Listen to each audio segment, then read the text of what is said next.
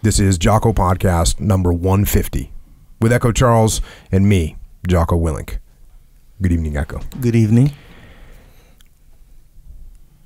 And who are the young men we are asking to go into action against such solid odds?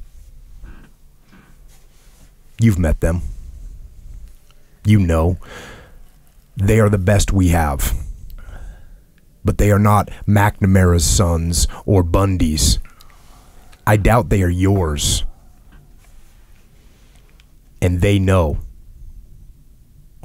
They know they are at the end of the pipeline. That no one cares. They know. And that right there is an anonymous quote from a general in Vietnam to war correspondent named Arthur Haley, who is actually himself a decorated tank commander in World War II, who enlisted in the Army. And there's a key word I said there, a volunteer who voluntarily enlisted in the Army in World War II. And in Vietnam, in the Vietnam War, you hear a lot about the draftees in Vietnam. And in fact, 25% of the forces that fought in Vietnam were draftees. And draftees accounted for 30% of the deaths in Vietnam. Now, on this podcast, we've heard from a bunch of those volunteers, a bunch of those career soldiers, Marines that fought in Vietnam. But tonight we're honored to have someone on the podcast that was not necessarily a volunteer, that was not necessarily looking to be in the military for a career, but who nonetheless stepped up and did his job for our country. And once he served his time, he came home and lived his life, and he had a son. And his son has also joined us on the podcast, and his son took a different route. He was guided by his dad, but he was guided not to war, but to the water. So we have tonight Dave Hall, Vietnam veteran, tanker, who's also the father of Josh Hall, who's a surfer, a craftsman, a surfboard shaper, and an entrepreneur. And I think we're looking forward to this, at least I am. So welcome to the show, both of you. Thanks for coming on. Josh, Dave, awesome to have you. It's an honor. Yeah. Thanks for coming out here from Hawaii. I know, most people don't want to leave Hawaii when they're there. But I'm glad we were able to drag you out here. No, it was a burden on me, but no, I love to see my son. Awesome, Josh. Thanks for coming on. Thank you, Jocko. Stoked. I know we've been seeing each other in the water for a while and at contests and whatnot. So it's good we linked up and have this opportunity to come on and talk about some of my favorite things. War and surfing. So, Dave, we got to start with you, and we always kind of try and take it back to the beginning and just kind of what your background was, and where you came from. I know what you were born in Boston, Massachusetts. And what'd your dad do? My dad was my dad did many things. World War II, he's a pilot, and B-17 over in England. And so that's one that just slipped under the radar. Yeah. Your dad was a B-17 pilot in World War II? Yeah. Dang. And B-24s, and he always wanted to be a fighter pilot, and he tried to go to the Pacific, but that never happened. So anyways, married my mom, and then we ended up living in Boston for a while. I mean, we traveled around the country because he was still in the service, in the Air Force. Lived in Texas, and lived in Colorado, lived in... Was he a career Army guy, Army Air Force guy? Yes, for a little while. Okay. Yeah. I don't know exactly when he got out. When he did get out, he started flying for United Airlines. Okay. And I know in the 50s and stuff he went to. I don't think he went to Korea. I'm lost right now. So, yeah, he did a multitude of things. He was a teacher, a lawyer, a farmer. He farmed in Nebraska. He was born in Nebraska. We had a big ranch back there, and he taught school in Nebraska. And then we had been living in Santa Ana until I was 9 years old. I went to visit my grandfather in Nebraska. And then that summer, at the end of the summer, my folks ended up coming out with all the kids and the whole house. They decided not to fly for United Airlines anymore and become a farmer again. So, yeah, it was kind of different. So anyways, like I said, I lived in a lot of different states and stuff because of the service. But Nebraska was kind of like my favorite place. From there. Now did you work on the farm? Oh, obviously, because every kid that grows up on a farm is like slave labor. Exactly.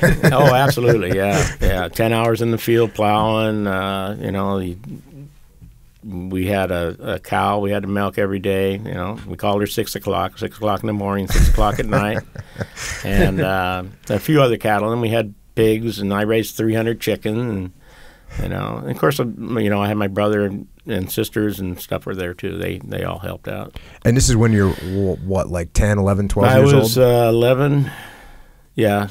I went back there at 10, and I was back there for like 3 summers.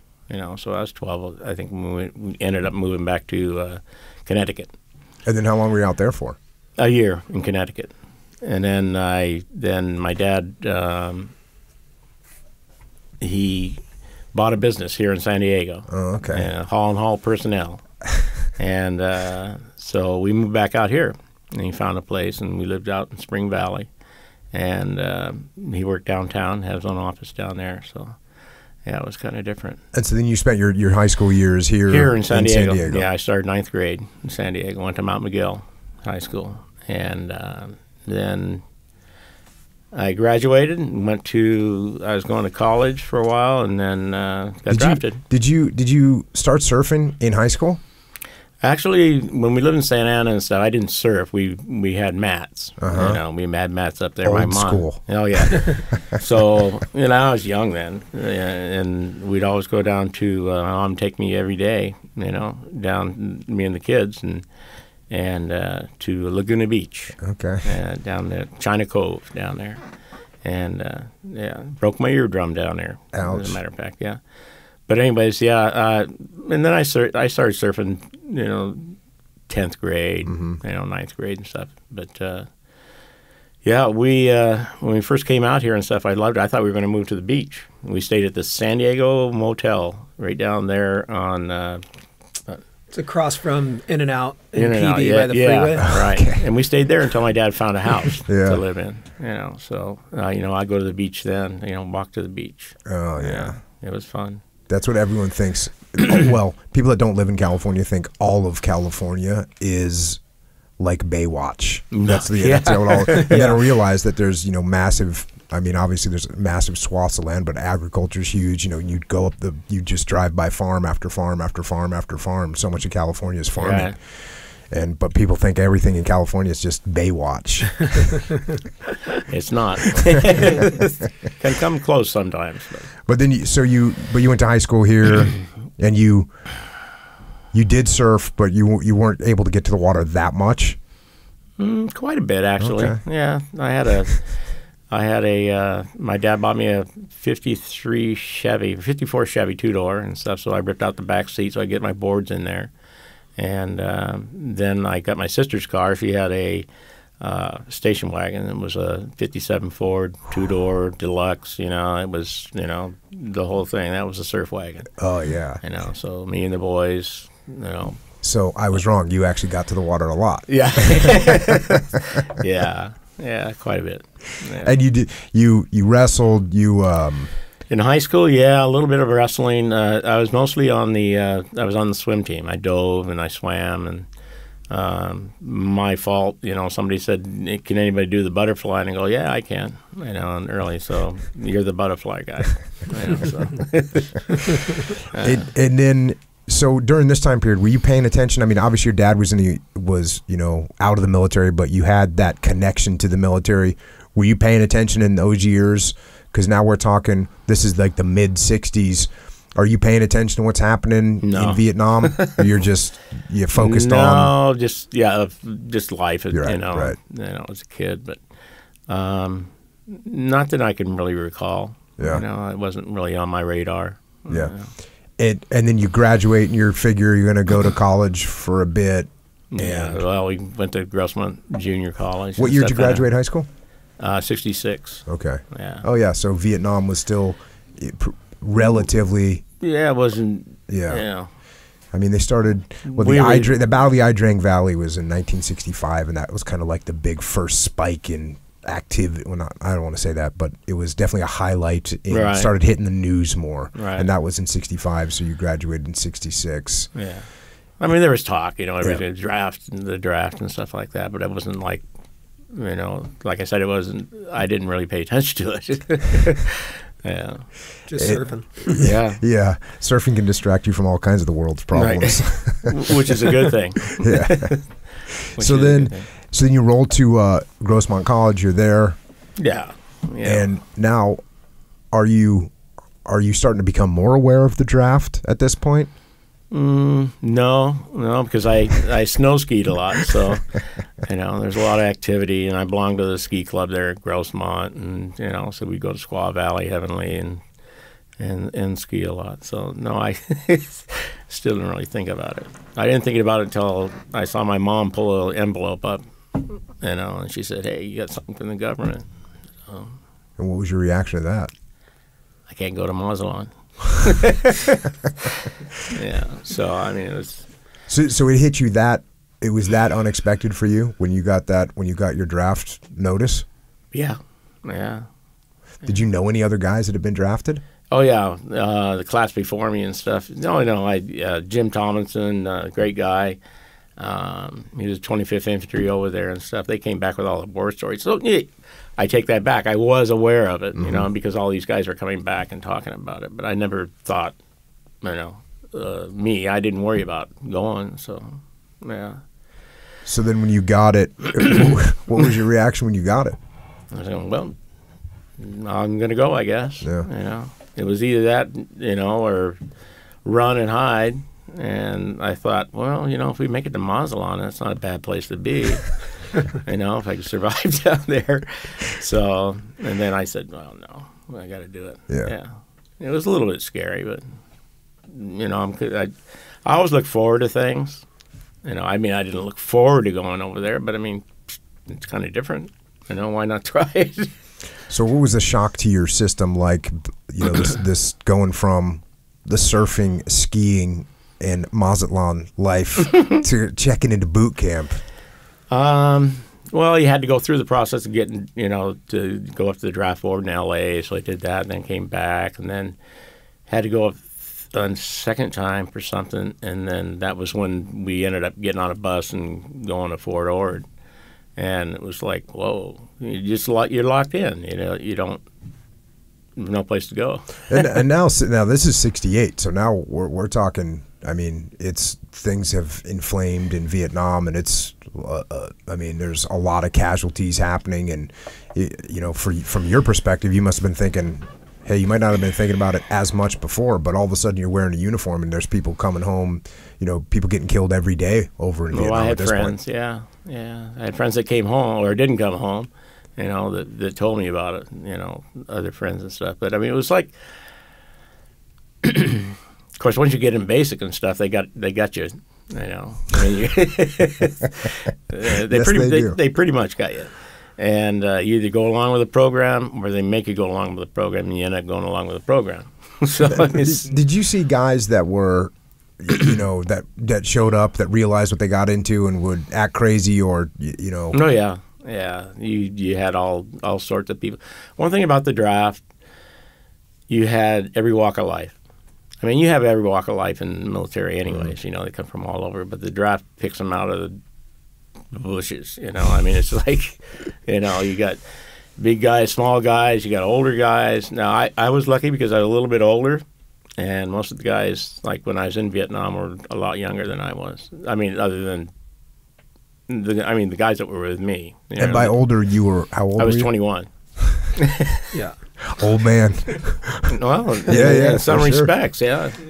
You know, it always, whenever I go down to Coronado and I see the seals, the seal, and you know, I'll be with my wife. We'll go to Coronado. We'll see some seals on the beach or whatever, and you can't help. I mean, my wife can't help herself from saying they look so young. They look like little kids. And that's the same with me when I was 19. You know, that's where I was. So yeah, when you're 19 years old, when you're 18 years old, and you're looking at someone that's 21. Yeah, they're like the oldest person in the world. Yeah. Yeah. Of course, all the other cadre and stuff were all a lot older and stuff, you know. But and did you have any choice in what your MOS was going to be? Yeah, that's a good question. No. We made it through basic training. Sergeant Patterson was my drill instructor. Great guy. And then towards the end, they came out and they had this chart with everybody's name on it, 11 Bravo, 11 Bravo, 11 Bravo, and they saw me and Bob Zikma was 11 Echo. And we asked one of the sergeants as we were walking by, I go, what's 11 Echo? What is that? You know, because we knew 11 Bravo was infantry. Mm-hmm. And he goes, well, you're going to be a tanker. I go, cool, I'm going to drive trucks.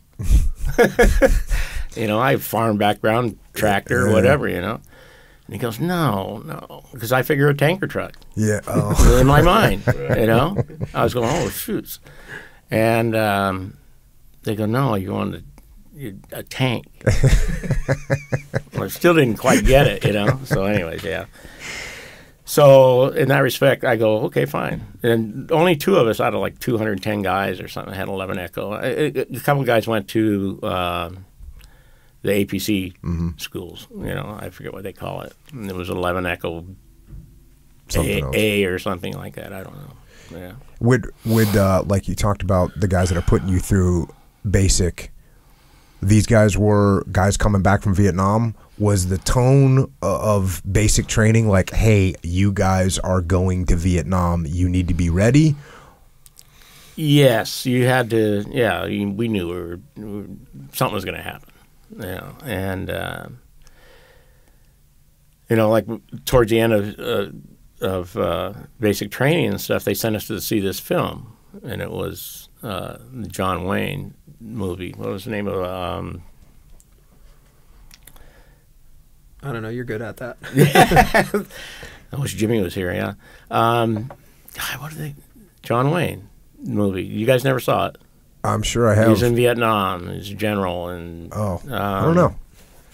Oh, good golly. Anyways, I'll think of it. But that's what they did. They sent you to see They sent to see a movie. It was, you know, we got to go have a couple of beers and go see the movie, and then back. And then after that, we came home, you know, after basic training. So that movie was their way of kind of letting you know what's going to kind of happen to you. Yeah. Why can't I think of that? Did they? Did you feel like the training that they put you through? So, I mean, obviously, boot camp is boot camp, and you're going to get yelled at, and you're going to do push-ups. Mm-hmm. When you got done with boot camp, and they were putting you through today, the Army, they go through the AIT. Like AIT. Yeah. So, did you go through something like AIT? I did. I went through AIT in Fort Knox. That's where the tank school is, and then they put me through NCO school, which is because they need a lot of NCOs, I guess. You know. So did you get it like meritoriously advanced to become an NCO, or? It's hard. It's hard to say, I guess. Yeah. You know, it's just whatever your aptitude is to do things. You know, so was that advanced school that they put you through? Was it good training? Were you? Oh, excellent training. Okay. Yeah.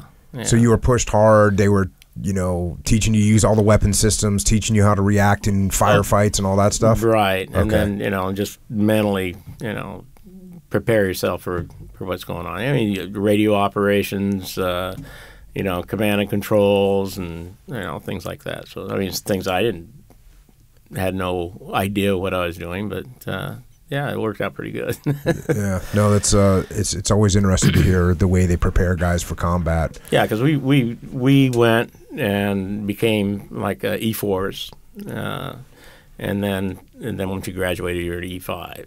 You know, so you're a sergeant right away. Really? Yeah, and then after you graduate from that school, I started training on tanks. I get different guys.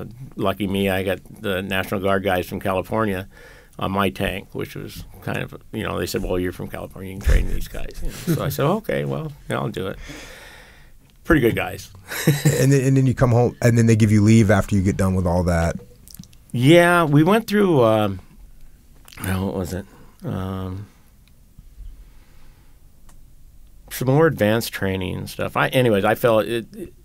I fell asleep in class one day, you know, and we were it's getting towards like Christmas time and stuff. Everybody's going to get to go home, and this one lieutenant, I guess, because I just nodded off. I mean, we'd been on this drill, boom, boom, boom, you know, and so he went through one of his classes, and I nodded off, and the guy goes, well, sorry, you're not going to go home. Get out of my class. So I went back and I talked to my sergeant major. And then he went and talked to some colonel, and then they went, I guess it went all the way to battalion or something like that, and they said, no, he's going to go home. He finished the class. And so they let me back in the class, and I finished it up, and it was kind of like, well, good, I get to go home for Christmas. And was that Christmas your pre-deployment leave? Was it or was that just no, like it was a 2-week break, and then I came home.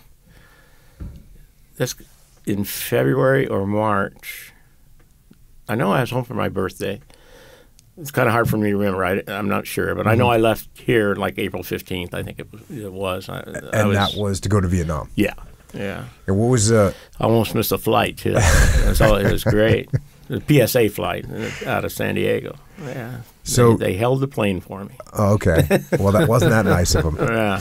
Were you came home? What was the mood like when you were going over to Vietnam and you're saying goodbye to your family and you're saying goodbye to your mom and whatnot? Yeah, that was we had a pretty good party, you know, one night, and my next door neighbor had this beautiful rose gardens and his whole garden and stuff. You know, there's guys sleeping out there. I went through a couple of kegs, and you know, so it turned out pretty good. And so yeah, there was a little bit of moments, you know, where you're kind of a little anxious and stuff, you know. And I talked to my mom, and she was an Army nurse, you know, so she kind of knew what was going on. I bet that had to be way harder on your mom than it was on you. Yeah, I didn't know that, you know, when it was happening, but yeah. I mean, I don't know. When I was young and even when I was older, I was always like, hey, you know, we're kind of indestructible, and especially when you're young. Oh, sure. You're like, hey, I'm going to go over there. We're going to kick ass. That's what's going to happen. And it can be a little, but for especially if your mom was an Army nurse, man, so she's seen all kinds of stuff. Yeah, she took care of a lot of wounded soldiers. Yeah, so that had to be way harder for her, and it's always, I think, always harder for the families. She didn't show it though. You know, she never. She gave me a little book.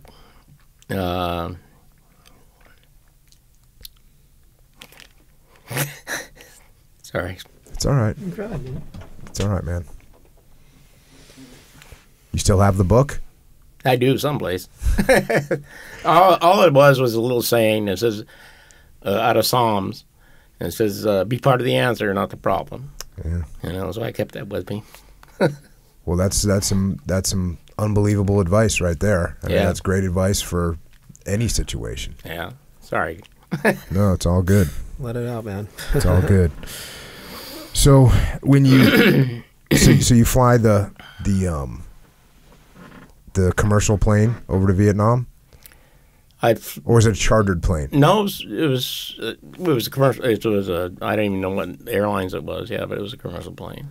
And was there a bunch of other guys going to Vietnam on it? It was all Vietnam. All of us, guys. Yeah. We flew from Frisco or Travis or whatever it is up there, and flew to Japan. Landed in Osaka, Japan. And the pilot was really nice. He went around Mount Fuji and stuff for us on both sides of the plane, and then from there we went to Tan Son Nhut Air Base. And again, I mean, just to point out to everyone, this is 1960. Is it 69 yet? No. It's still 68? No, it's 69. Okay. Yeah, But I mean, this April is 69. the height of the war in Vietnam. Yeah. And you. Well, it's one height, yeah. I guess. I guess.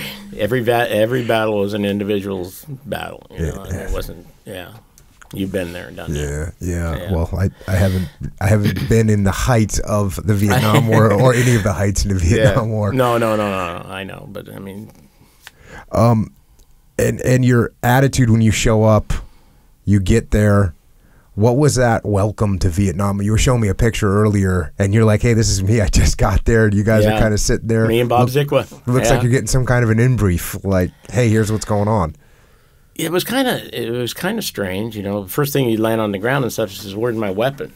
You know, because you're obviously in a foreign country, and in a hostile country too. And they go, "Don't worry about it. You get it. You know. I'm like, okay. So then they after that little gathering there, and they said, "Okay, everybody jump on these." You know, actually, Bob and I got split up. He went with another company. I went with the company I went with, and it was kind of like, see ya. And so they threw us in the back of a deuce and a half, and then we went to God, what was the name of it? I should get the name of the places right. Anyways, it was another staging area, and you know, you're driving through these villages and stuff, and it's like, whoa! And you still don't have a weapon. Don't have a weapon. No, you got one guy up there. You know, they used to have turrets in the deuce and a half and stuff. And he's up there with the M16 and stuff. You know, it's kind of like, where's ours? You know. And so you go into a staging area, and you spend a couple of weeks there, and they take you through what they call snake training. And what it is it gets you familiar with the area, and you know, the ants and the swamps and the, you know, the water and the rain and, you know, and all this. And they just introduce us to a lot of different things. You know, it was interesting. Because I was a buck sergeant, this one class one day, they're all sitting on the bleachers, right? And some lieutenant or captain or something says, "Why don't you sit here and just monitor the radio?" And I said, "Yeah, sure." That day, the bleachers collapsed with all the guys on it. And they had broken legs and arms, and it was terrible. And I was going, "Whoa, luck." You know, that's all it was. You know, so. How long was it before, when you got done with snake training? Oh, yeah. And then how long was it before you actually went to the field and connected with your unit? Just like 2 weeks. Okay. You know, we can have 2 weeks, something like that. And then I got up to an area called Anlock. It was at the top of the Highway 13. And I asked the first sergeant, I asked him, I said, "Well, how many tanks do we have?" And he goes, "We don't have any tanks." I go, "Well, I'm a tank commander." He goes, "No, don't worry about it. We got something out there. It's got a turret on it and gun out front." And I go, "Oh, okay." And then I got introduced to the flame track. Yeah, so. And is that a modified 113? Mm-hmm. Yeah. Yeah, 180 gallons of napalm between your legs. Yeah. So it was different. And in the hindsight, you know, I'm kind of glad I wasn't on a tank, because that's where my friend Bob, he was only in country 3 weeks and got hit. You know, I mean, put the new guy in the lead tank, you know, take an RPG through the cupola, and he got shrapnel in the legs and stuff and got sent home. I mean, I wrote in country to him numerous times. I never got back. Never got back. And finally his mom said, "Well, no, Bob's in Washington, you know, recovering from wounds." I'm going, whoa. Yeah. Yeah. The when you showed up there, and you know, you start meeting your leadership. What were they like? We had Sergeant Sutherland. He's E6. He was part of the flame platoon. And I don't know, you know, and Red, Big Red, we call him. I think he was from Virginia or something like that. He was actually the guy that taught me how to use the flame track, because it's a chemical MOS. I didn't know anything about napalm or anything like that, so it was a learning process. So I rode as a gunner on the track for, well, until my first firefight and stuff, and I was a side gunner on that one. And so we learned, and it was kind of nice. You know, you go out, and the first few weeks I was there and stuff, it was like, the country's beautiful. You know, don't get me wrong. And we were in the Highlands, you know, so it was pretty cool.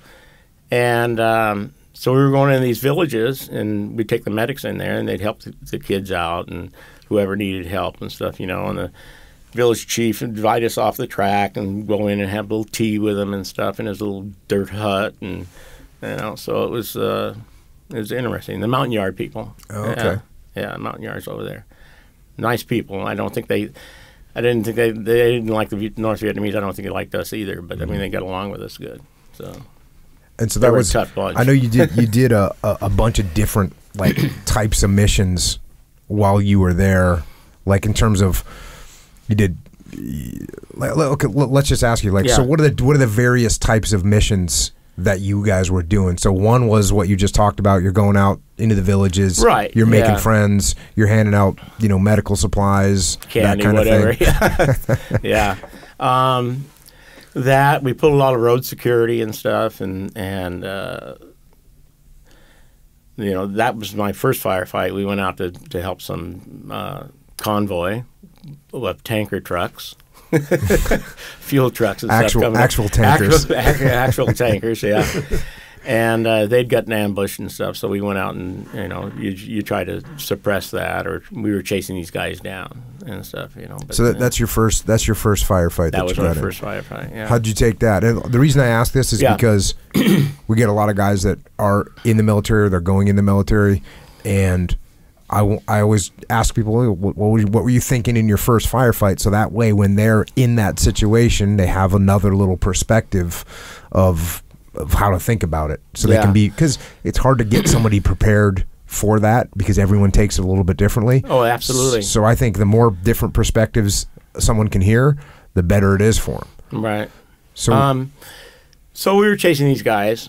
I don't know how many there were. You know, after this, they ambushed the convoy and stuff. We were chasing them down through the jungle, and pretty thick in the jungle and stuff, and it's, you know, high brush and trees, and so we broke out, and they tried to keep the flame track kind of in the center of things, so it kind of semi-protected and whatever. But I ended up on the left flank when we came out of the jungle. You know, because you get in there, you get lost, and you're looking around. And the tracks could power through the jungle? Yeah, because there was a lot of tree and high brush. Right. Okay, you know, head high or, you know, track high brush, and, you know, a lot of trees.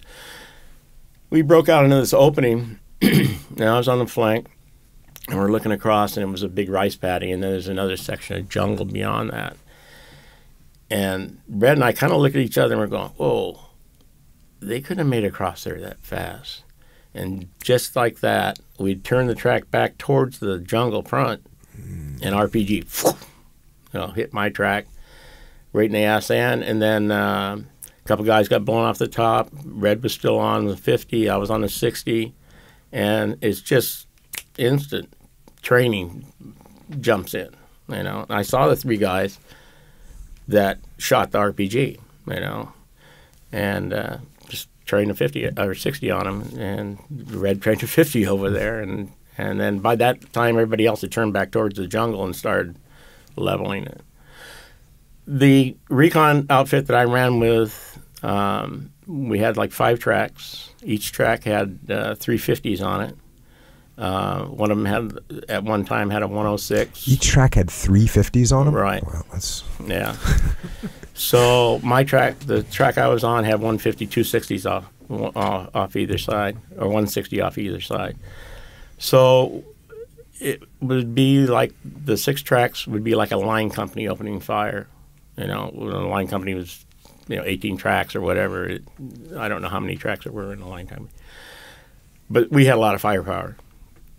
A lot of firepower. And so did you feel like you said, the training kicked in, you saw what was going on? I saw exactly what was going on and stuff, and we got hit and stuff. And then, you know, I ripped the 60 out of the mount and jumped off the back and was still firing it, you know, towards the guys and stuff. So yeah. Did you use your flamethrower on that They one? did, yeah. Red shot, yeah. Just to encompass, you know, he shot way up over the top of the jungle, and a big circle just to make sure, you know. So That's a scary weapon right there. yeah, it is. Yeah, it is. It's devastating, but and man's always been afraid of fire. Yeah. I know. There's a definite instinct with that, no doubt about it. Yeah.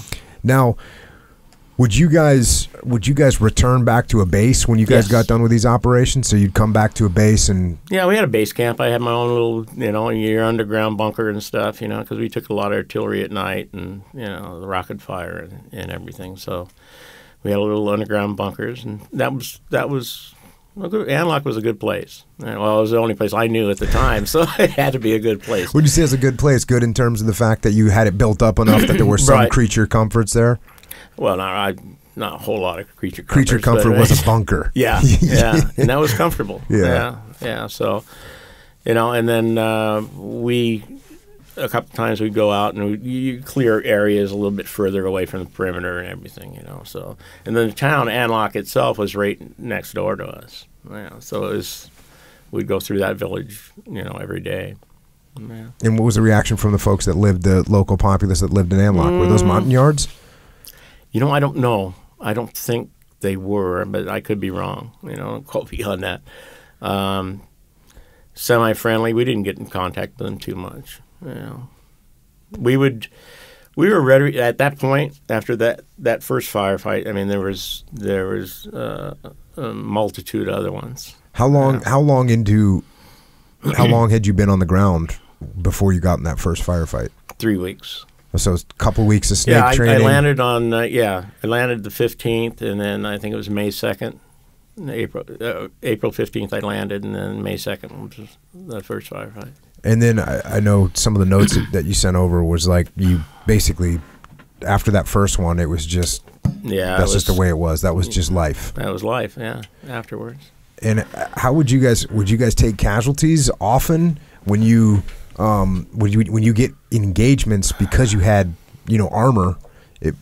Was your casualty rate lower, you think, than a regular infantry unit? Definitely, yeah. We were a lot better off than a lot of folks that were on the ground and stuff. So, one thing about if you do take a casualty, they're out of the field pretty fast. So you're busy doing this, and Jimmy's gone or Johnny's gone or you don't know until you get back to base camp whether he made it or not. So, yeah, they were pretty. I was thinking about that the other night, because I was going, I don't really remember. I mean, I've seen a lot of guys get hit, when we were doing joint operations or something like that. Not necessarily my guys, but I never lost anybody off my track. And the other tracks, maybe one, maybe two. It was very low. And how much was the enemy using mines on your tracks, and how effective were they? They're pretty effective. Depending on where you were, I mean, we had minesweepers and stuff that would sweep Highway 13. All depend on which fire base they were at, and they'd sweep. And we didn't. My track, not my track, but the track I had, and then I got a new one. I'd given to a friend of mine, Doug Dodge, and he hit a mine. Actually, the day I gave it to him, he went out on some mission. He had the other flame track. And what did he did they lose guys? Just blew the track off. It wasn't that bad. I'm sitting here trying to figure out, it was like a 40-pounder or something like that, 40 pounder. Yeah, as I'm sitting here trying to think about, because the enemy in Iraq, which is where I was, they were really good with IEDs, and they would take out vehicles, not just Humvees. They'd take out Humvees, they take out tanks and Bradleys, and even the mine resistant vehicles. They would take those things out because they'd put these big bombs. But how often were you guys? I'm thinking in my own head that the reason is because we were on roads, And so we were in channelized areas. You're going through a city, you're going to go down the road. You can't drive through the buildings. Correct. Yeah. And so it sounds like if you guys were just driving through the jungle, driving through the rice paddies, not too bad. You didn't have to be in a channelized area. So it would be harder for the enemy to put the mines in the right place because they couldn't predict as well where you were going to be. Right.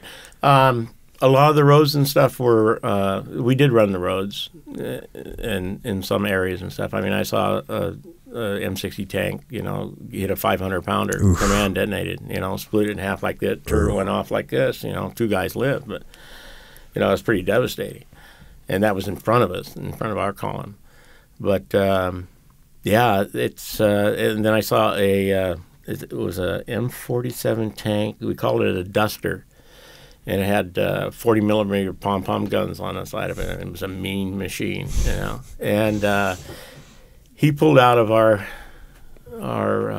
base camp down in Thunder 3, and before they swept the roads, and he was hauling ass, and he didn't get hurt or anything. Blew the tracks off, but he hit a mine. Yeah. So that's another thing that might have been just the technological advances for the insurgents in Iraq. They had radio command detonated, so you didn't have to run wires, so it was easier for them to put mines out there. Yeah, we ran into a lot of places like bunker systems and stuff that had wires in them, for communications and things, But yeah, the mines.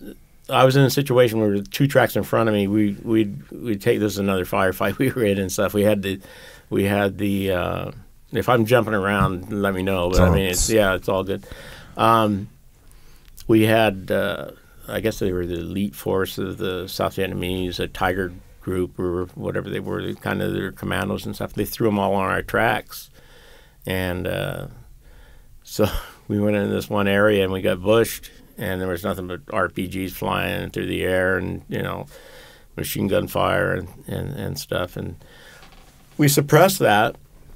But all these guys, all the Tiger group, they jumped off the track. We're going, no, don't jump off. We're going to move. We capability, you can move back and then read in advance. I mean, you got to think about that. But they just jumped off, and they got in crossfires, ended up shooting themselves. But anyways, you talk about the mines. We had captured this one kid, and he was on the captain's track. And so we were advancing. We were moving through past the area where the bunkers were, and the captain's track hit a mine. And we're just in columns. The captain's track's here. We got the ammunition tracks, the second one, and then my track. And so he hit a mine, blew the guy off, and he was sitting on the side and stuff, And anyways. So the track in front of me, we're going, oh, shit.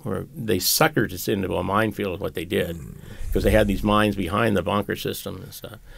And we got in there. The track in front of me, all he did was traverse just a little bit like that. Bam, went off. And I was going, whoa. So I got down off the track, and ground got in my track through its tracks, because we all went through a column and stuff. But yeah, it was pretty hairy. So I guess I was wrong. The mines were a big threat. Yeah. Now that I think about it, yeah. Yeah, because I think the vast majority of the casualties in Iraq were from IEDs, from roadside bombs, because they were good at it, and it's a weapon that you can execute. That's scary. I don't see how you guys did it, man. That was what I thought was scarier than what I went through. So yeah, for sure. That's the thing, that there's very a limited amount you can do to prevent it. Now, we did everything we could, and sure. Actually, my guys never hit an IED in Ramadi, and that was it was amazing. It was a lot of luck. Sure. That's the grace of God looking out for us. Tell me about it. But we also were very proactive in how we planned to do our missions. We would go right after the minesweeping team would go clear. We'd go down immediately after them, and that way, and then we'd get to where we want to be. And if we had to wait a couple hours, that'd be fine. We'd wait. Yeah. But we would try and mitigate that risk to the best of our ability, because the mines were such a big threat. And it's one of those things that Yeah, once you can, I think that's what scares people the most, because you have so little control over it. Nothing. It's like, hey, if it happens, you could do everything right. You could follow the minesweeper. The minesweeper doesn't see everything. No. And you can follow the minesweeper, and you can still get blown up. Go off the side of the road. Yeah. Look, it's definitely a scary thing. And you talked about the South Vietnamese guys getting in shooting themselves. Yeah. Which is, I believe that's going to happen a lot less when you're in armor, because obviously it's pretty clear. It's a lot easier to identify, hey, that's a friendly, because they're in a 113 like we are. Right. Whereas at Sometimes. nighttime, and we did have a situation. It wasn't us, but it happened, and I usually use this as an example of how easy blue on blue, a friendly fire incident can happen. It happened in Ramadi, where a Humvee shot at another Humvee, which again, the insurgents did not have Humvees at all. Right. And to think of what the mindset is of a kid to look and see see movement, that's a Humvee, and fire some shots at it, that shows you how nervous guys get. Sure. And how perception at night is different, and how your mind starts playing tricks on you, and the things are confusing, and it can get pretty just confusing. It's the fog of war. Yeah, at nighttime's a kind of usually we hunker down at night. You go out and you set out your trip flares and claymores and all that. And one night we did that, and one of the trip flares went off, and we thought everybody was back at base camp or back with us, and we started firing. And these guys hunkered down behind a tree, and they yelled, and they go, "Whoa, it's us!" It's like, whoa, okay. Well, I mean, the flare went off. I mean, yeah. You need to brief people when you're leaving the perimeter. Exactly. Lesson learned. Yeah. When I was running training, I always tried to make it. I would inject all that confusion, because I wanted the guys to have friendly fire incidents while they're in training, so they recognize the type of things that cause them. Yeah. Well, we heard about it, things like that, but I was never involved other than that little incident. Yeah, other than that little one, which could have wasted two guys. Absolutely. That's the scary thing. Luckily, your marksmanship was a little bit off that day. Right. They caught us by surprise. What about how about the arc light, the B-52 bombing? I know you were telling one story about that. Oh, yeah, that was scary. Kind of scary. We were chasing these guys, and we got a call over the radio. It says, "Hey, everybody stop. And we're in a strike zone." I went, "What do you mean a strike zone?" He says, "Yeah, B-52s." And they said, "Everybody hunker down, get behind the track. It's coming," and boom, boom, boom. And you could see, we looked up in the sky, and I was going, whoa. And there was like 5 B-52s, and you could see all these, they're 500,000 pounders, they're coming down. And I didn't get off the track. I mean, it's a 16-ton track, and what's it going to do? And sure enough, boy, the shockwave came, and that track's rattling around, and we're going, whoa, my God, We saw the smoke first, and then the shockwave hit. It was pretty intense. How long would one of those missions last for? Like, how long would those bombs be going off for? Oh, this particular time, it was like one plane after another, and probably half hour, 20 minutes, something like that, for them all to end. I'm not sure, but it's an extended period of time. Yeah, it's not like Then you go and sweep the area, we found some guys in there, and we saw one guy, interpreter was talking to him and stuff, and he's bleeding from his nose and his ears and his eyes, and, the guy's, he's still alive. And he said the interpreter said all he could do is every time one hit, he'd bounce in the air. They'd come back down. Another one hit, he'd bounce in the air again. So, yeah, that was intense. We weren't that close, like he was, but, yeah. Who would be coordinating that? Would you guys be coordinating those? No, we had no idea they were coming. No, it was in a certain area or something like that. Obviously we got the word. Yeah, my best friend. I mean, don't get me wrong. I mean, the B-52 strikes, they did their thing, and we'd sweep areas. We lost a track one time in a bomb crater. That was overgrown and actually flipped inside, and so. like I said earlier, Vietnam's a beautiful place. If it wasn't for the war, it'd be great. There was a lot of bomb craters. The Cobra, I gotta say, is our pal. I know you guys had Cobras over there, or you had what are the black the Apaches, Apaches and stuff. Yeah, but the Cobra pilots and stuff, they were pretty cool. They're pretty cool. We've had a Cobra pilot on the podcast. Have you? Yeah, and he got shot down. Did he? Yeah, he got shot down twice. The second time he got captured. Yeah. Oh. Yeah. Bravest guys I know, they go into pretty close quarters. I mean, they come in. They used to come right behind us. We'd be in a firefight. They come in, 50 feet over your head, and rockets firing. So it's pretty intense. Interestingly, not only do we still have Cobras, but in Ramadi, we had 113s, the same vehicle that you guys drove. We still had it, and they used it primarily for casualty evacuation. Oh, okay. But still, I was in the back of the 113s over in Ramadi. What's that? 30 years something later, 40 years later. Yeah, using the same vehicles and the same helicopters. Why not? It worked. Yeah, my track didn't have much room inside because of the napalm tanks and stuff. The other 113s, they had plenty of room. They used to, I could only carry like 2,100 rounds of 50 on my track. They had 6,000 rounds of theirs. So how scary is it when you got your track filled with napalm? I didn't think about it too much. Well, I think that would have been in the back of my head a little bit. It is, and I was.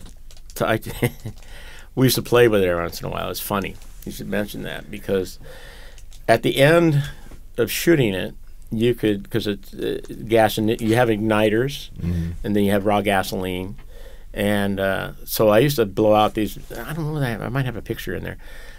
Big billows of flame used to roll out, because they used to pop it and then let off, and we had a chemical guy come up to check out the tracks and stuff, and I was telling him what I was doing. He goes, "You did what?"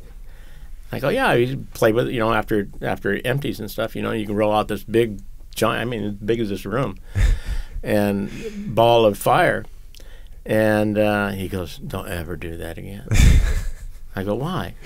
Because the pressure, because I didn't know that much about the hydraulics and pressure. I learned real quick, but it'll suck the flame back in. It'll blow the tanks out. I was going, whoa. So after that, it was like the track lasts for if you powered it on, it was like 32 seconds of rod like that flying out. And then you just get rid of the air. So I think it's 2,700 psi or something like that. So, yeah, you're virtually a bomb. You're ready to happen. Yeah, like I said, I think that would have been in the back of my mind a little bit. And you took an RPG. Yeah. And how did that not do massive damage? Well, the tracks are aluminum. Yeah. All right. So once the RPG is ignited, you have that rod that comes out, and it just went through the back end, then out. So it did it through and through. Yeah, right through. So it must not have detonated or something. Oh, it detonated. Oh, really? Yeah. So you had shrapnel, and I can show you a picture of all the ammo that I had in the back there. It's all blown up, and it scarred the tank. And went out over the top of the track, on the right rear side. And, we were just lucky. Yeah. Rather be lucky than good. Yeah. Yeah. and how about how well did the tanks work in the jungle as far as once it was wet, once the rainy season comes, and tanks, yeah, the big ones, or even the tracks that you drove? The mud and stuff was kind of tough. Yeah, it was tough. They took our neutral steer. We didn't have that. You just had the laterals and stuff to use, because the neutral steer, you got one track going one way and one track going the other, and they'd throw tracks pretty easy in the mud. Yeah, so it was just right or left, or back up. Yeah. And then so you got you ended up getting wounded. How'd you get wounded? I don't know, whether it's shrapnel from the RPG, or we opened the breech of the 50, and a 50 cal blew up in my face, and because we were firing so many rounds and stuff, and you get cook-offs. You know, it just cooked off, and we thought it was done. It wasn't. Boom, and blew me off the track. So it wasn't it. I went to the medic, you know, because I had got hit in the eye. That was it. Yeah. You know, it wasn't like I got shot or, you know, So big it's shrapnel. relatively minor wound. Yeah, absolutely. You know, absolutely. Well, we'll be thankful about that one. Yeah, didn't lose an eye. Yeah. When you would stay out, how long would you guys stay out in the field for? The longest we did was probably about, I'd say 6 weeks. I thought you were going to say like, you know, a few days, 3-4 days, 6 weeks. Oh, that's when we were moving. And you guys would live out of your tracks. You guys must have gotten good at living out of your tracks. Yeah, then, and if you you're had doing 6 everything weeks on out it. there. Yeah, everything you own. Would you was dig right in there. at night, or would you sleep in the tracks? Like I usually, like if it was raining or something like that, I'd throw a poncho up over the track and tie it down, and then sleep on one of the stretchers that we carried. You know, so. It was And how just many like- guys were in a track? Was assigned to you and your track? We had most of the recon tracks had 5 guys on it. You had a driver, main gunner, and 2 other guys. Had 4 guys, and at first mine was like that, and so we had 4. You know. When you looked at it from like the big picture of what you guys were doing over there, did you feel like, hey, we're making progress? Did you feel like, hey, we're just trying to get by? Did you get any strategic guidance from up the chain of command, like, hey, this is our purpose for being here? That's a tough question. Each day was different. We would have missions that we would go on, and sometimes we'd get hit, sometimes we wouldn't. And those missions would just be going into an area and checking it out. As far as accomplishing things, you know, it was an individual thing. I mean, it was not an individual like myself or anything, but I mean, as a group, you just, you know, go where they told you to and do what you could. Yeah, it was. You're talking about, is there an end result that we saw, or? Yeah, I mean, I guess I'm just asking, especially from like a leadership perspective. Right. You know, I always talk about the fact that if your frontline troops don't really know what they're doing or why they're doing it, then eventually they don't see any purpose in what they're doing, and that's where you start getting negative reactions. You know, whereas at least if you say, hey, look, this is what we're trying to get done today. We're trying to get this area cleared. This is going to contribute to this larger success or something like that. On that respect, yes. Yeah, but I mean, as a big picture, like the whole country and stuff, Yeah. no, we didn't think too much about that. But our individual things, yeah. Okay, we know there's a bunker complex over here. We're going to go into it, you know, so you plan that strategically. I mean, you have people out there, we have alerts and stuff, you know, that would alert us of, you know, certain areas, hot spots, or intelligence would come down and say, okay, there's 1,000 troops coming down through the Michelin, or there's 1,000 troops coming out of the Highlands, or there's 100 troops over here, or, you know, that gets your blood pumping, because we're only 6 tracks. Well, we worked with the 11th Cav and I think it was the first 28th or something that worked with us and stuff. We worked with other companies too. You know, they would utilize us to go help them, or they would help us, or, you know, that's when we were like a ready reactionary force. You know, you'd go out and, you know, base camp got hit, you know, in the middle of the night, so you're up at 2 o'clock in the morning trying to gather all your troops and stuff out of their bunkers to run a road down to some base camp that's eventually going to get either overrun, or, you know, they're blowing through the wire and they're coming inside the compound and stuff. So we go in and reinforce them. That had to be a tough kind of operation right there, just out of a deconfliction between, you know, if you've got bad guys that are inside the wire. Oh, that's nasty. That's a scary thing. Yeah. When you go into that, what's your thought process going into that? Protect yourself and the guys around you. That's all you could do. You know, I mean, it's just try to figure out the area they're coming in through. You know, they use the Bangalore torpedoes and stuff, blow holes in the wire, and they run on through. And it's, you know, then okay, you're going to concentrate in that area. You know, so if a few of them get through, they get through. I mean, you have other infantry on the ground and stuff that they're dug in. You know, they're taking care of themselves, so they kind of know what's going on. It's kind of like you don't know everything that's going on, but you can see around you what's happening. So you try to diffuse that. Did you guys, when you guys would come back to base and you'd be in bunkers, you'd still be in the field, you'd still be getting artillery, you know, rocked with artillery and the rockets usually, yeah. Rockets too. Yeah. Oh, great. Would Mortars. would you ever get during your time there? Would they ever let you go back to somewhere where you could get a break and get some R&R? They had it yeah. Our longer missions and stuff, they'd do a little stand down and you know, for 3 days or something, you know, go drink yourself silly and swim in the pool and where would you go for that? You know, I don't know exactly where it was. It was someplace in country. It's like down at Lai Khe or just outside Saigon or. So occasionally they'd give you a little breather. Yeah, not much. You know, I mean, I went to Thailand and I went to Australia. You know, that was my big R&Rs and stuff. You know, but you know, a few people go to Hawaii. Yeah, I never. You know, I didn't want to do that. They'd come back and see their folks and stuff. It was kind of scary. Yeah, you mean scary from the fact that it's like. No, what happens is especially if you. When we communicated with our people back here, it's usually by letter tape, you know, a cassette tape, and they'd talk and we'd talk and send it in the mail and stuff, you know.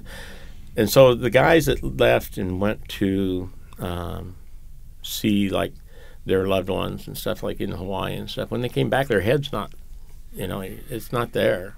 You know, it's kind of like, you know, Johnny ain't got the gun. Yeah, no, you know, it's not a good thing. Yeah, people, you know, I've talked about that with a bunch of people, but the fact that nowadays, and there's positives and there's negatives to it, right? There's positives and there's negatives, because nowadays with the internet, you can literally go face to face with your family every night that you're not in the field. You can jump on there and you can talk to them and you can see them.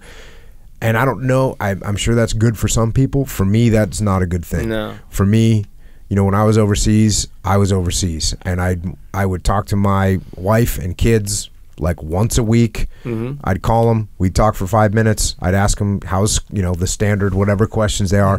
How's school? How's everything going? Right. Okay. You know, Daddy loves you. We'll talk to you, you know, next week.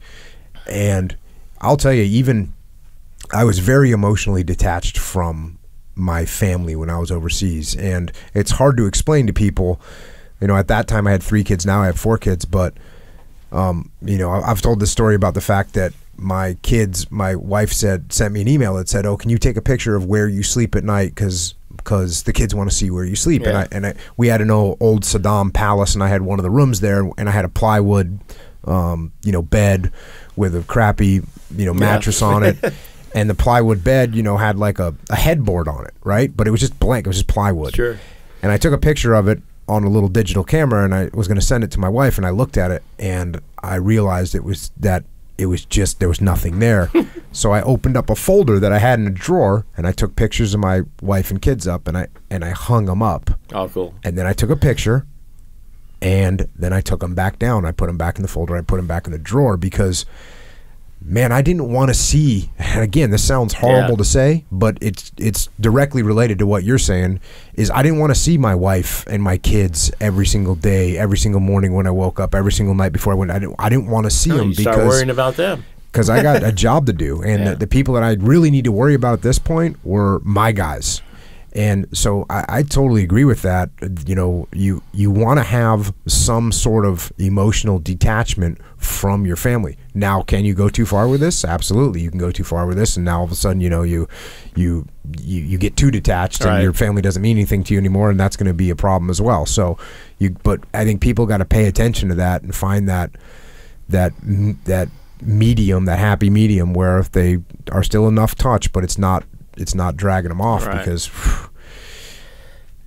you don't want to let that happen. No, You don't want to be focused on those other things when you need to focus on. Yeah, you had your quiet times and stuff. You could listen to the cassette, and at least hear their voice, or you get a care package or something. It's got some good cookies in it from home or something like that. So, yeah, you take time in your bunker or whatever, and you relax and you do that. But no, as far as running down to the Mars station, which I guess they had a Mars station somewhere in Vietnam, where you could make a phone call back to the States. I mean, I never did.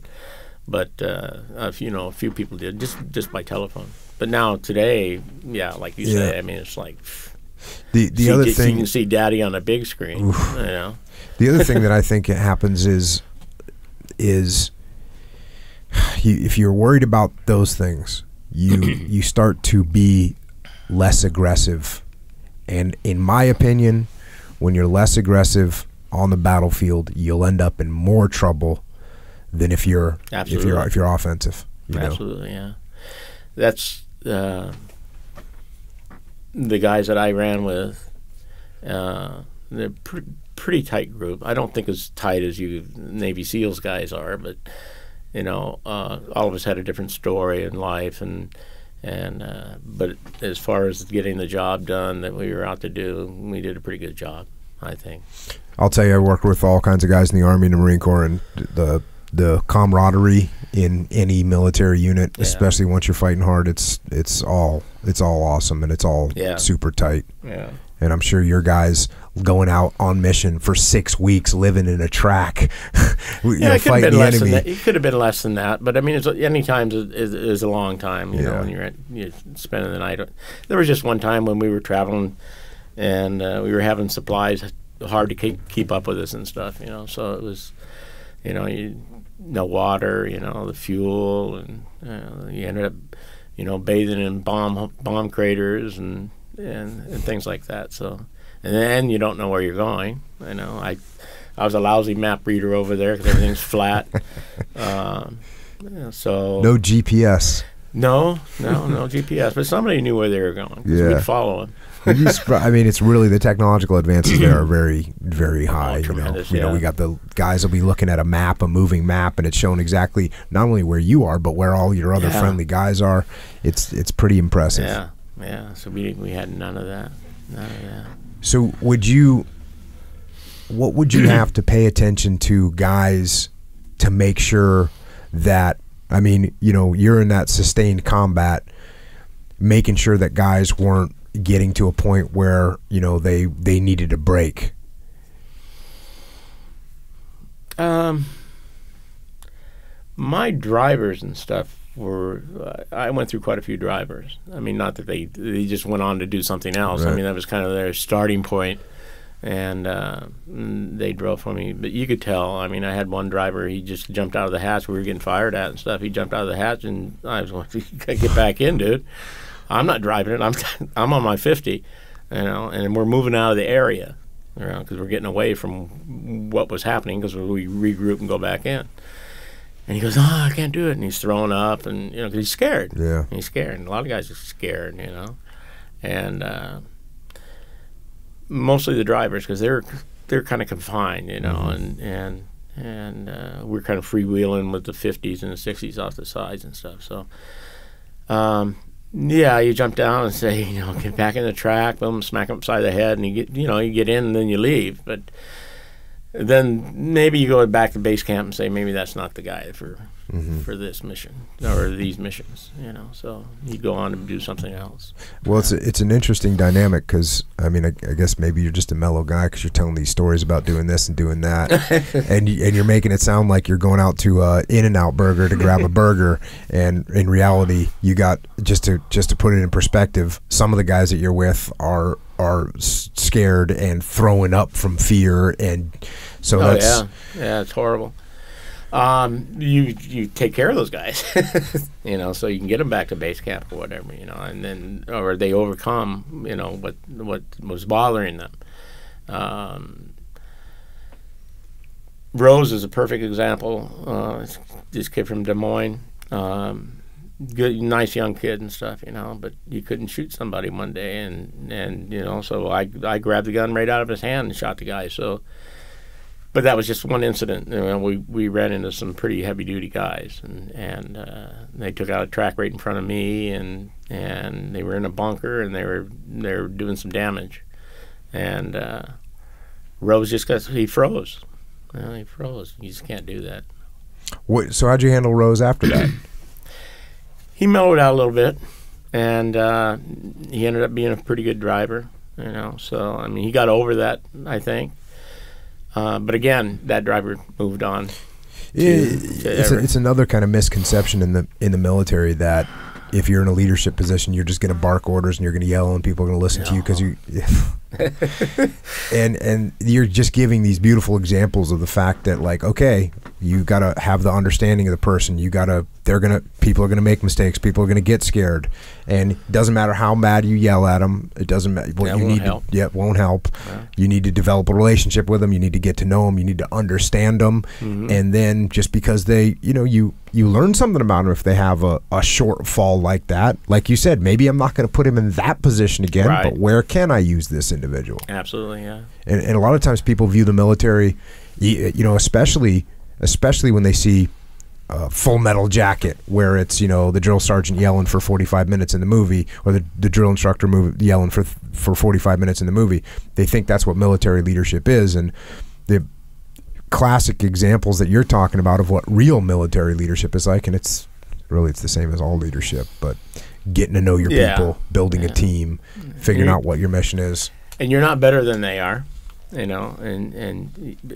that was pointed out to me one time by a colonel, and you live with these guys, you live on the track with them, you live in the groups, the sergeants, we'll get together and we'll have meetings and stuff, and the guys will be out on the tracks cleaning whatever they're doing. We happened to be filling sandbags one day. Got my shirt off, filling sandbags. My guys, actually, he was one of my drivers, was holding a bag and filling it. And this colonel, and he was in communications area. He said, "Sergeant, I'll come here." Oh, shoots, okay. And so I went in and says, "Hey," he goes, "You see that shade over there?" I go, "Yeah." He goes, "Go sit down in there and watch your guys fill sandbags." And I'm going, whoa.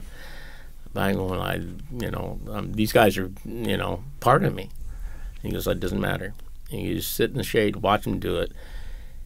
And he says, if you want to fill sandbags, I can make it so you can do that. And he was going to take rank from me, And I said, "Well, okay." But I had to go and I explained to my guys. I said, "Look, I'm sitting in the shade over here. You guys are filling sandbags." So it's little things like that. So, what was his point in saying that? His point was because I was a sergeant and they were privates and they should be doing the work and you're not supposed to be. You're supposed to be watching them do the work. And I'm going. It was hard for me. But I'll tell you that you had better leadership instincts than your colonel at that point. I guarantee it, because that's what makes your guys. If your mentality is, "Hey, my guys will respect me if I sit over here in the shade when they're working," that's just the wrong mentality. No. They knew what was going on. Yeah. That's just a classic example of good leadership, as opposed to what people think, like, "Hey, the sergeant's going to be over here watching you with his hands in his pockets while you guys do the work." Yeah. It's like, no. I'm actually going to be here with you guys. We're gonna build. I'm part of the team, and there's times, of course, there's times where you got to go to a meeting. You got to go, and your team now looks at you like, "Hey, you go do your job, and we're going to do our job." And at some point, you're gonna when you have some spare time, you'll come help us with our job, and you know what? You're gonna come back at some point and say, "Hey, I need help with this plan. I need help with getting these maps put together, getting these waypoints figured out, or whatever." And they're gonna help you. And it's much more about building a team than it is about, "I'm gonna tell you what to do, and I'm gonna sit in the shade while you're filling sandbags." As a matter of fact, our new book we talk about the fact that Leif's platoon came back to a combat outpost. And there was a bunch of Army guys. They were filling sandbags up. Or they actually weren't filling the sandbags. They were already filled, but they were moving the sandbags up to the rooftop of some of the buildings on the combat outpost. And Leif's like, "Hey, my guys are going to help out." And it's like it's a small little indication of, hey, like you said, we're not better than you. Yeah. We're here. We're gonna bleed the same blood. We're gonna sweat the same sweat, and we're gonna fill and move the same sandbags. Yeah. Another topic that's come up, some of the guys talking about Vietnam, and believe it or not, I think it's 60% roughly of the service members that fought in World War II. It was higher. It was 60% were draftees. In Vietnam, it was 25%. Now, there's a bunch of reasons why people focus more on Vietnam draftees rather than World War II draftees, because in World War II, the whole country was at war, right? The whole country was at war. And it was everything from, hey, we're not going to eat meat tonight, or we're not going to get new tires because we need that for the troops. So the whole country was at war. Vietnam was different than that. I mean, as you said earlier, Vietnam War was happening and you were surfing, And so when the draft started coming, it was like, okay, it was a different reaction. So I think that's part of it. But I talk with a lot of companies now, and people will bring up the question of millennials and, hey, the millennials, they don't want to work and it's really hard to work with them. And I've explained to a bunch of them now that, in the Vietnam War, they had soldiers, Marines that had been drafted, didn't want to go, had a normal job or had their life going on. In many cases, didn't believe in the war, didn't believe in what we were doing. And yet good leaders would take those draftees, and David Hackworth, who's a guy that I've read his books and talk about him a lot, he loved his draftees. And he said, oh yeah, those guys, they fought hard. If I was doing something stupid, they would tell me. I actually enjoyed having guys that would raise, because they weren't a career guy that's trying to kiss my ass and say, hey, that sounds great, boss. No, they'd say, hey, that's actually a dumb idea. And so this idea that these draftees were, if the draftees were under good leadership, the leaders that I've had on here, I've had quite a few guys from Vietnam that were ground commanders in Vietnam, and they said, oh, I couldn't tell the draftees from the lifers because they all worked hard, they all did their job. Whereas if you read people that maybe weren't good leaders, that would have an attitude, that was, oh, the draftees didn't want to do it, they didn't work hard, they didn't do their job. To me, it's not about the draftees. To me, it's about the leaders. Right. And you're a great example, of a guy that not only said, okay, hey, did you want to go to Vietnam in 1968, getting pulled out of, going to college and skiing and surfing? No. But guess what? Okay, you're going to go do your job. You not only did your job, did it well, and also stepped up and led other people that were in the same situation you were in. Yeah. I had great leaders too. The people we can look up to. And we had this one lieutenant who became the captain of our outfit, and he was with another company, and they were in a situation where almost all of them got sniped, because we, like the commanders and stuff, the captains, lieutenants, and the colonels, they'd all ride on the side of the track. They had a little chair for them there, makeshift something or other, but they ride on the side, and they went into in Tay Ninh, a place called Nguyen Ba Den, and I guess they sniped almost all of them. Anyways, we got this lieutenant from there. He was, I don't want to say he's the last survivor, but I mean, he was one of those that didn't get sniped, and he became the leader. Our great guy. And but there were other ones too. I mean, everybody got along pretty good. I refused to go out one time on a mission. It was a S&D at night, and literally I didn't much want to go, because I knew it was going to be a real cluster. And anytime you do run roads at night, without knowing exactly where you're going or what you're doing, and they were just going to go out and search and destroy and see what they could run into, and I'm going, and I'd been there a while, so I'm going. Problem with that was, and I kind of overstepped this lieutenant's authority a little bit, and I talked to my captain. I mean, I just like I'm going, look, by the book, the flame track's supposed to stay inside the compound at night. And that's just somewhere I read it or something like that. He wanted me to go with him, and I said, I don't know. So I talked to my captain. Anyways, I didn't go. I didn't have to go. And they went out and they came back and they bumped one guy off, on a hill someplace. He ended up walking back into base camp, and another guy broke his arm on a tree limb. You don't see at night too well. And you can't go busting through the jungle with big lights on. And but he got back at me. He goes, okay, so you're going to be protected at night. And not necessarily protected, but you're inside the compound. I had to take my 260s off.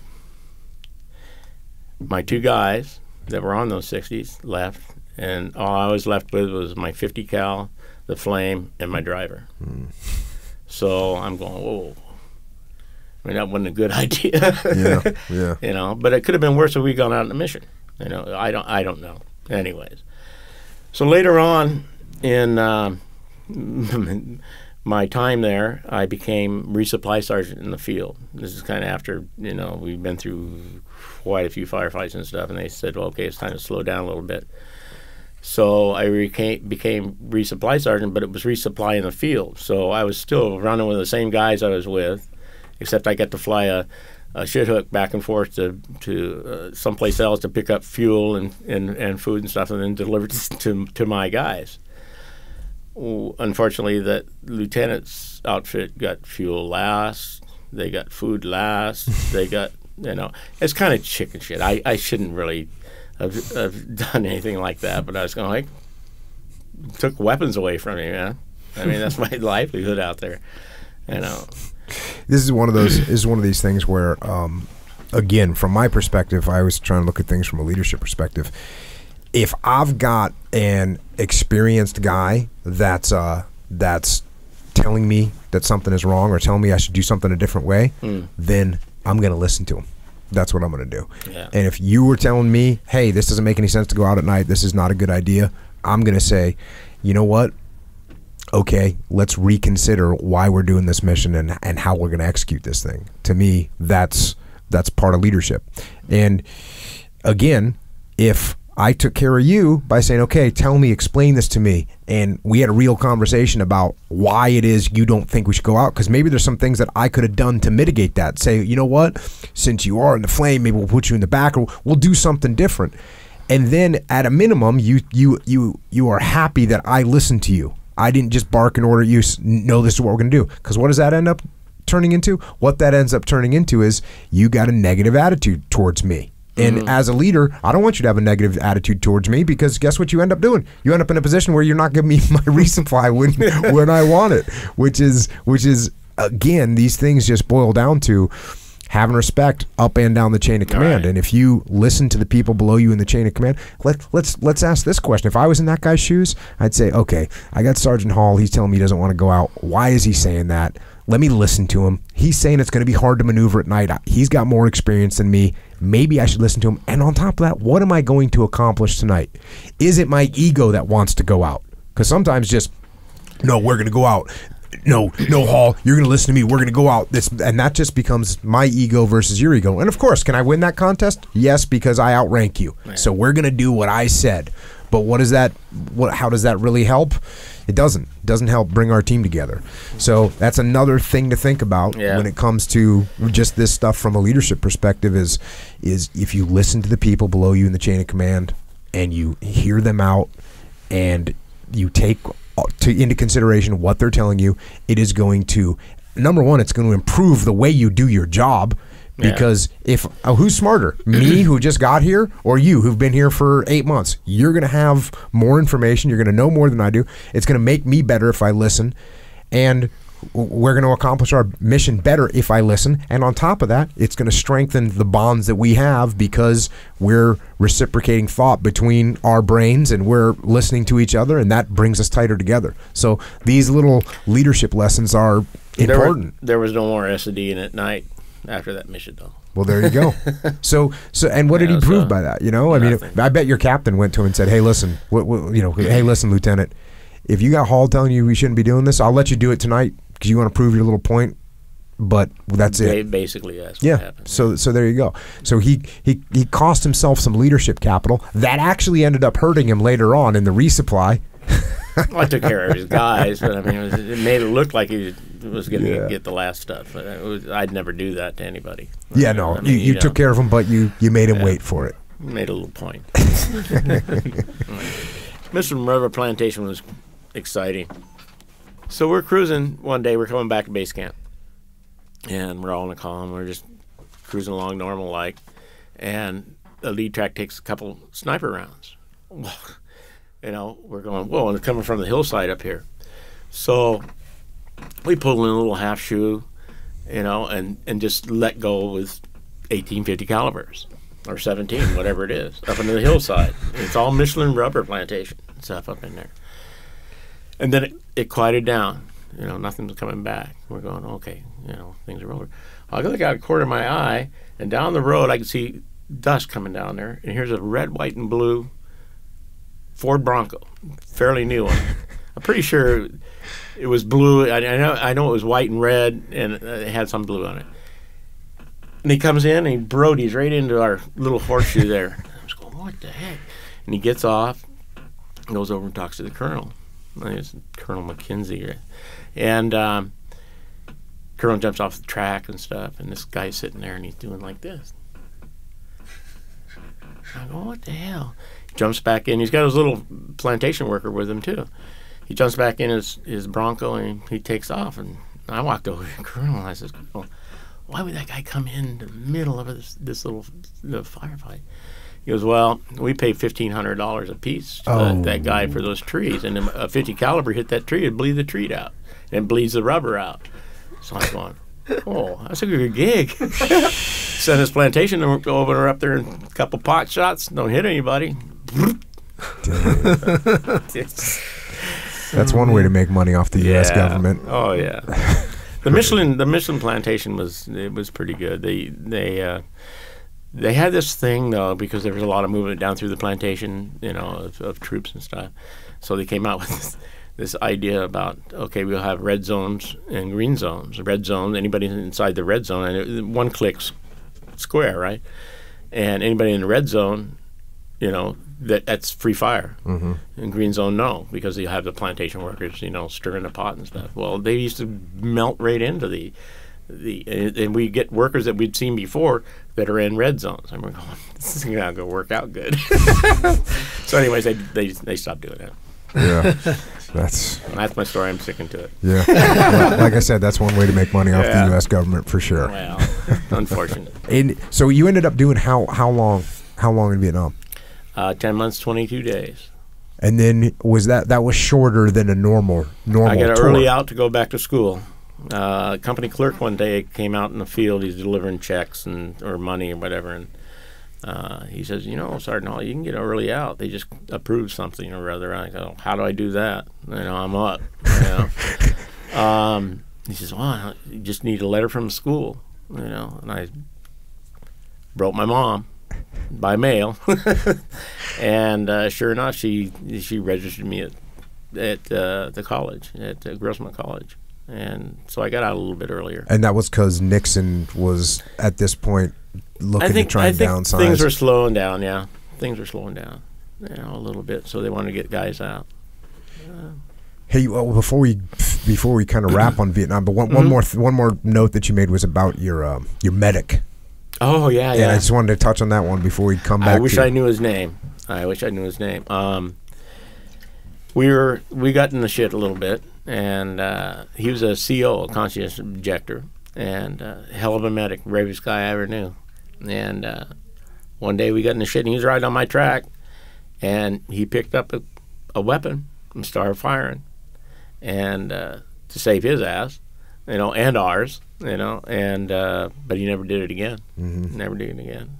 But then the rest of the time, you're saying he would. No, he'd brave. Yeah, he was insane. Yeah. Good guy, really good guy. Yeah. And there's just, I mean, what kind of, that's an incredible,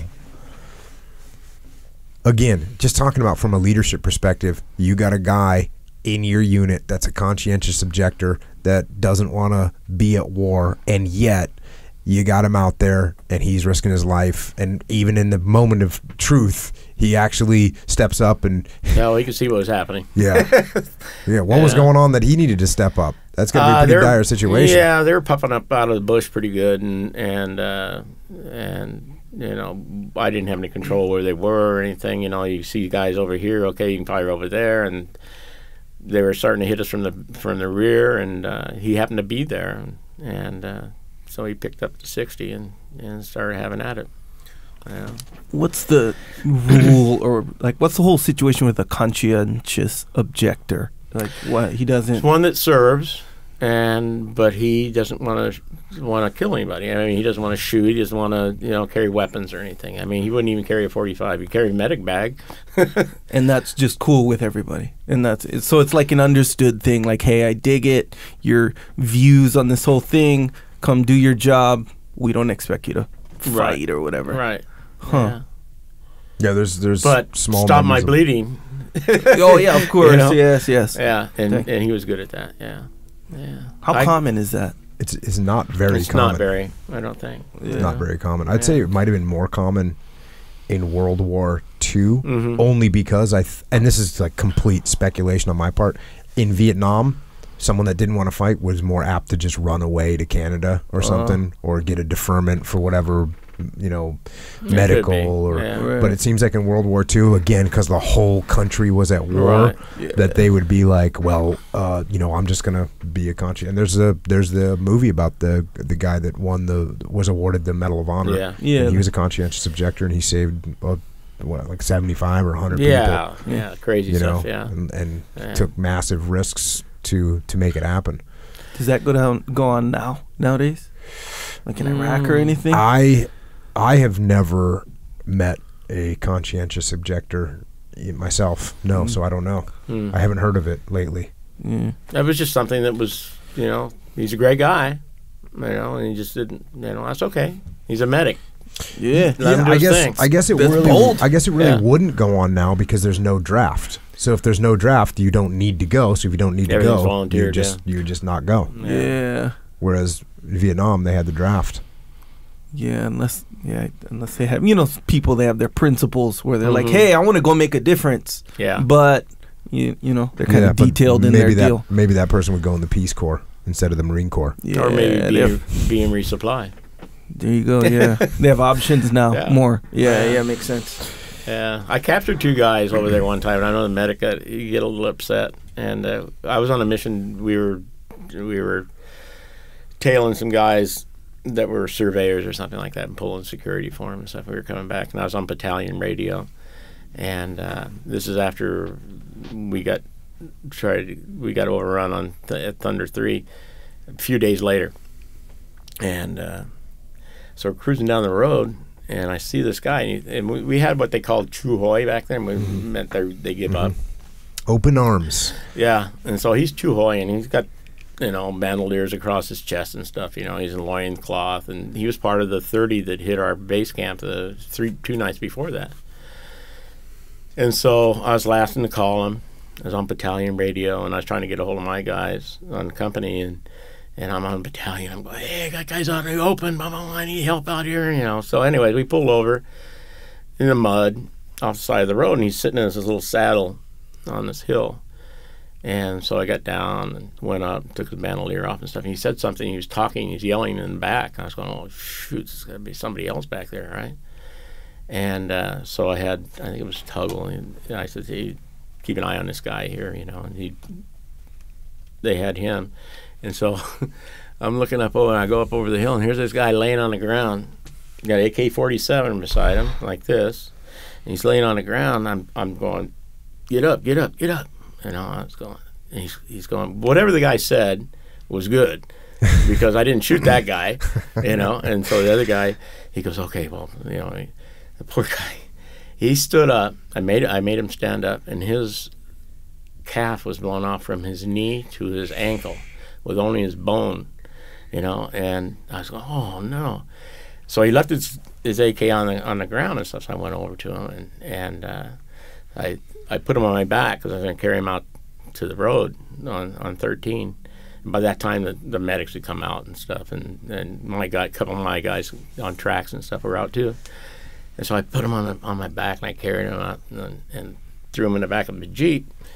And this other medic grabbed him by the hair, stuck a 45 in the side of his head. I said, whoa, whoa, whoa, what are you doing, man?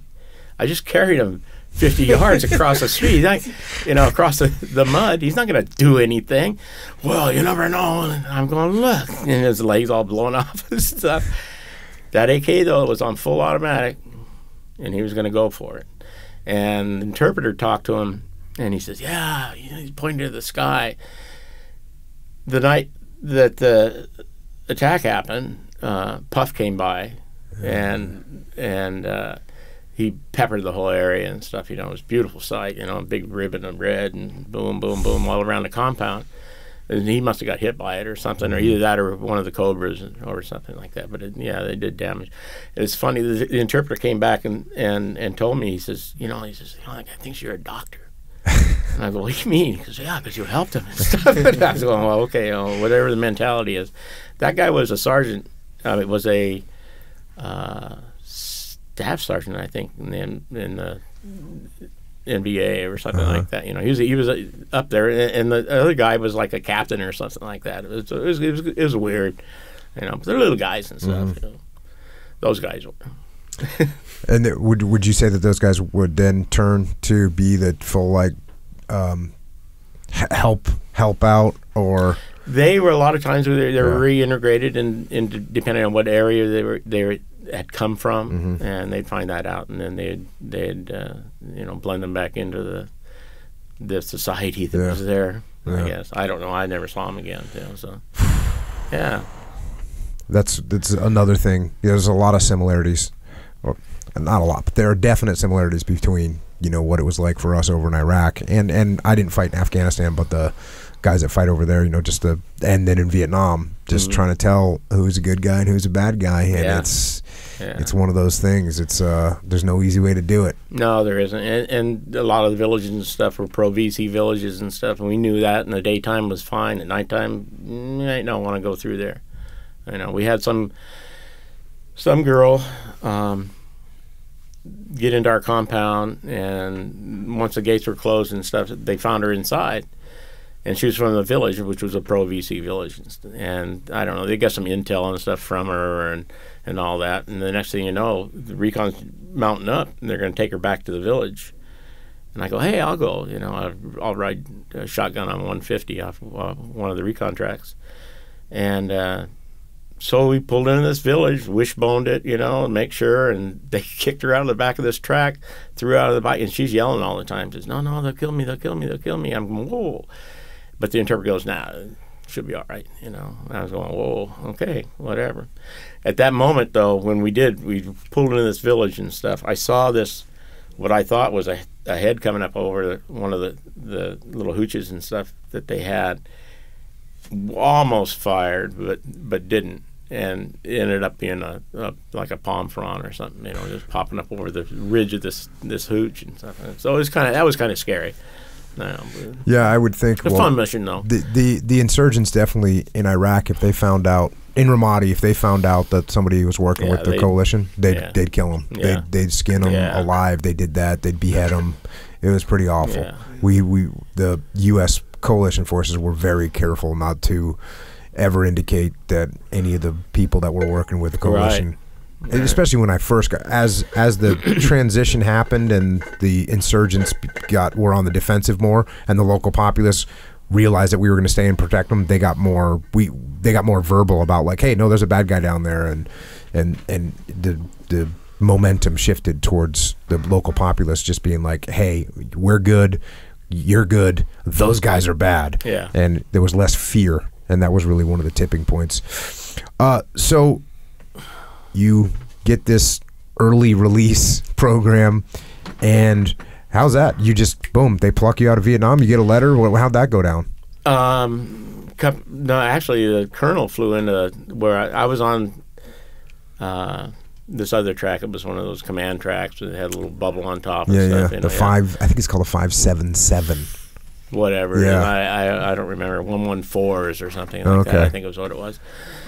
And Colonel came flying out there in his helicopter and stuff, and came into where we were staged, and he says, "Sergeant Hall, there's your ride out of here." I'm like, "What are you talking about?" And he goes, "No, he doesn't like sticking on the ground." It was a little loach, man. It was a great helicopter ride. And he goes, "Go." And I mean, I got a duffel bag, and I started giving stuff away, my camera, my tape recorder, and nothing, and just grab what I could, and jumped on this helicopter, and boom, we were up in the air, and I was still trying to do the 4-point buckle. I didn't know. I've never flown in one of those little ones before, trying to put the buckle on and stuff. And he just reached over and went like that and was done. And then we're up in the air, treetop, heading to Daojiang, and that was it. And then went back to base camp, got my stuff out of the locker, caught a ride on I don't know, was it Caribou?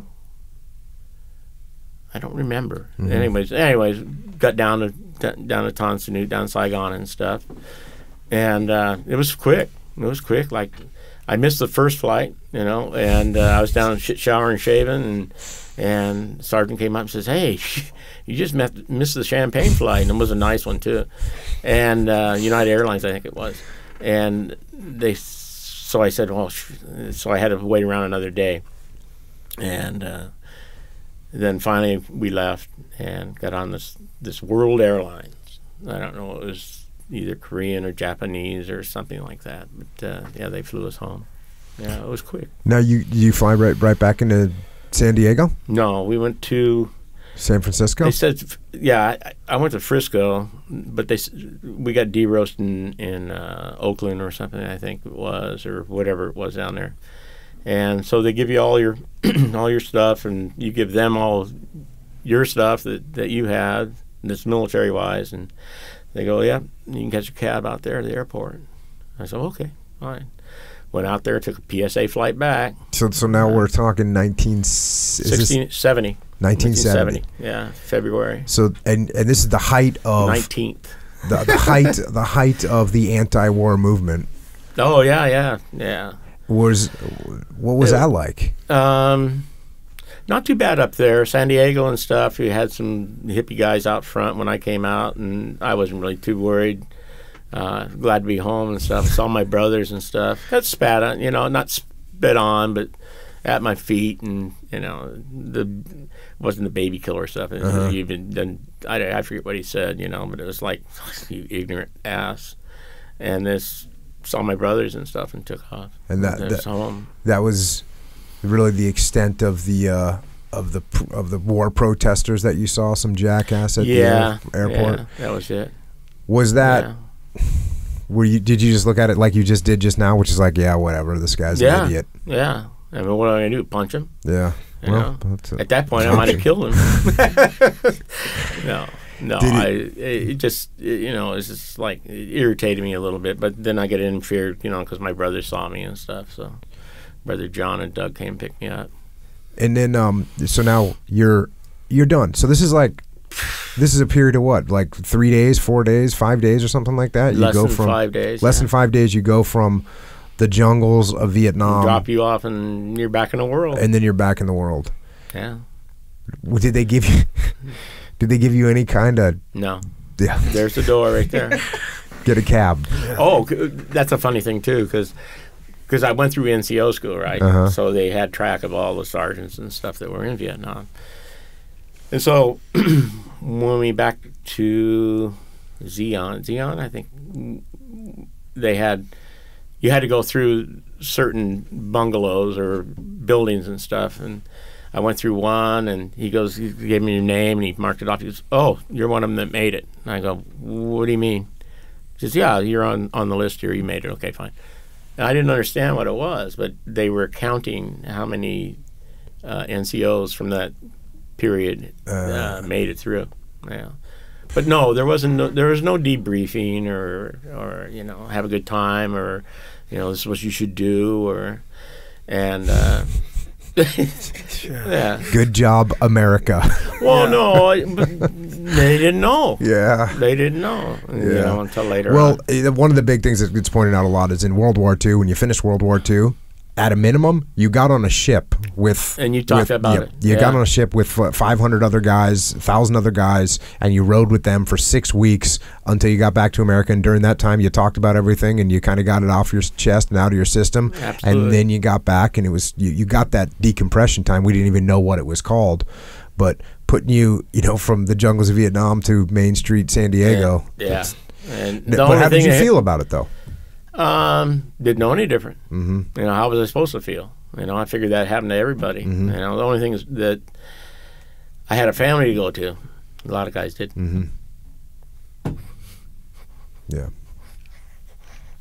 Sorry. It's all good. Well, we're glad that you had a family, and Me too. glad you came on home when you did. Did you did you jump right back into college, or did? That I kind of blew that away. You take astrology, geometry, and whatever, and you get classes all mixed up, and that just wasn't for me. But I did get out. What are they going to do? Send me back? Mm-hmm. Yeah. So. Oh, so you were still in the Army? They No. outprocessed you. Yeah, okay. No. They outprocessed you. Yeah, but you're good for, you're still in reserves or Mm-hmm. whatever it is for a couple of years. Yeah. So what'd you do? What'd you do when you got back? Kind of chilled for a little while, and then I went to work with my dad at the unemployment. I did get unemployment for a year, I think it was, or 6 months or something like that. That's another funny story. The people at the unemployment, ask you, well, what did you do in the military? Or no, what do you want to do? And I go, I want to build wooden boats. I go, well, we don't have any, wooden boat builders, but they did in San Diego. And well, what did you do in the military? And being a sarcastic little ass I said, well, I killed people. You got any jobs for that? Mm-hmm. And I was just being sarcastic. I didn't know what to say. Mm-hmm. But anyways, I went to work for my dad, and at the employment agency for a while. And then through that employment agency, I got a job at a building material warehouse down in San Diego, Case Products, and I worked there for quite a while, for a little while. But I used to meet contractors and stuff, that came in there, and they said, "Hey, you want to work on the weekend?" I said, "Yeah," and before you know it, I was working at a cabinet shop, and then after that, I was building houses, and then I worked for the gas company in the 80s, SDG&E for about 8 years and stuff, and I never saw this little guy grow up or anything. It was kind of like I worked at nights and days and afternoons, and then I got the job at the. Then I quit that. I quit a lot of things during that period. Then I got the job at the Hotel Del. Yeah. Nice. Yeah. What point? How old were you when you had Josh? I was 32, 33, 32. I got married when I was 32, so it was like 30. I was 33 or something like that. Mm-hmm. Yeah. And then I got divorced when I was 42. Do you think you bounced around from a lot of jobs because you were looking for something like you weren't quite sure what you wanted to do? The SCG&E, it was a good job. Okay. That was an excellent job. It was just a matter of finding a job. Yeah, and people helping you and stuff, and they go, because I didn't, I was lost. I could, after, the divorce and stuff, I was just wandering, in my mind and literally wandering. And then I worked the Thunderbolt races for a long time during the 80s. And a couple of those guys said, "Hey, you know what? You ought to, try to go to the Dell." So I went down there, and they go, "What do you do?" I said, "Well, I'm a carpenter. I had been in the past." And they go, "Oh, yeah, okay." So they hired me for $10 an hour. I said, "Well, that's better than nothing." And it was a good job. It was a good career move. So good family down at the hotel. Yeah. And you got to be in Coronado. Yeah. Yeah, it was like a little, go over the bridge, boom, your day's done. It was like a little Disneyland. And then this kid, he came along and was over there too, diligently doing his homework at 3:30 in the afternoon. in the shop. All right, so that brings us to Josh. Yeah. Josh Hall. And so did you, where'd you guys actually live? You didn't Spring live Valley. in Coronado? Okay, so you lived in Spring Valley, Yeah. but you worked in Coronado. Mm-hmm. Yeah. And that meant you spent a bunch of time in Coronado. Yeah. Yeah. Basically, what had happened, I think I was 9 when you guys got divorced. 10. So I stayed at my mom's place in Claremont for 2 more years. And then the middle of 8th grade, I'm like, this isn't a good scene. So called him up and he came and got me. And that was it. I lived the rest of, we finished out 8th grade in Claremont and then lived in La Mesa, well, Spring Valley. Yeah. And would go over the bridge together every day. And it worked out. I didn't play 3 seasons of sports, but I played 2. Played soccer for 4 years, baseball for 2, and then golf for 2. So by the time practice was over, he was off work, and we'd go home. Yeah, so it was cool. It was tough breaking in. You know, that I think out of my graduating class, maybe I want to say up to 30 kids have been in school together since kindergarten. And so when you're the new kid on the block, and you know, of course, I had long blonde hair and was a surfer and wear Hawaiian shirts all the time. You know, it took about 6 months to kind of break in and make friends, but it was great. I wouldn't trade anything for going there. It was a great school to go to for 4 years, and a couple, 3 or 4 families like really brought me in and made me feel welcome. So it was a good move. So what year did you start surfing? How old were you when you started surfing? Well, really started surfing, I mean, I'd gone to the beach my whole life. We'd camped at South Carlsbad State Beach every summer. I mean, my grandpa boogied into his 80s, literally. Like, would walk a boogie board down the stairs and get in the water. So I always grew up with it. I have an older half-brother that was a big-time surfer, but at that time he wasn't the nurturing, supportive type. He was the more, I'm going to take you out and drown you type. So unfortunately, I kind of missed an early window to get started. But I'd say I really got into it around 14. End of 8th grade, you know, we were like all boogie board and whatever. And then by 9th grade, we got into surfing with my friends from. The great thing is even living in Spring Valley, every weekend my dad would drive us, because my friends, we all grew up in Claremont, but before high school, one of my best friends moved down to PB. And so basically all summer long, that's where we lived. All weekend long, that's where we lived. And so thankfully to this guy, he would drive me from Spring Valley on a Friday afternoon. Well, we'd go home and then drive out, and then he would come Sunday night, pick me up, and you just surf the entire weekend. Yeah, and just hang with friends, and so I was like 14, freshman year of high school, pretty much, which is late now. I mean, most kids are surfing when they're like 3 now. Well, now their kids are their pro by the time they're 14. Now their parents are pulling them out of school to homeschool them when they're 6 years old. Yeah. So and let's hear about. I mean, how did you start? How did you say to yourself, you know what, I like riding surfboards, but I want to start making them?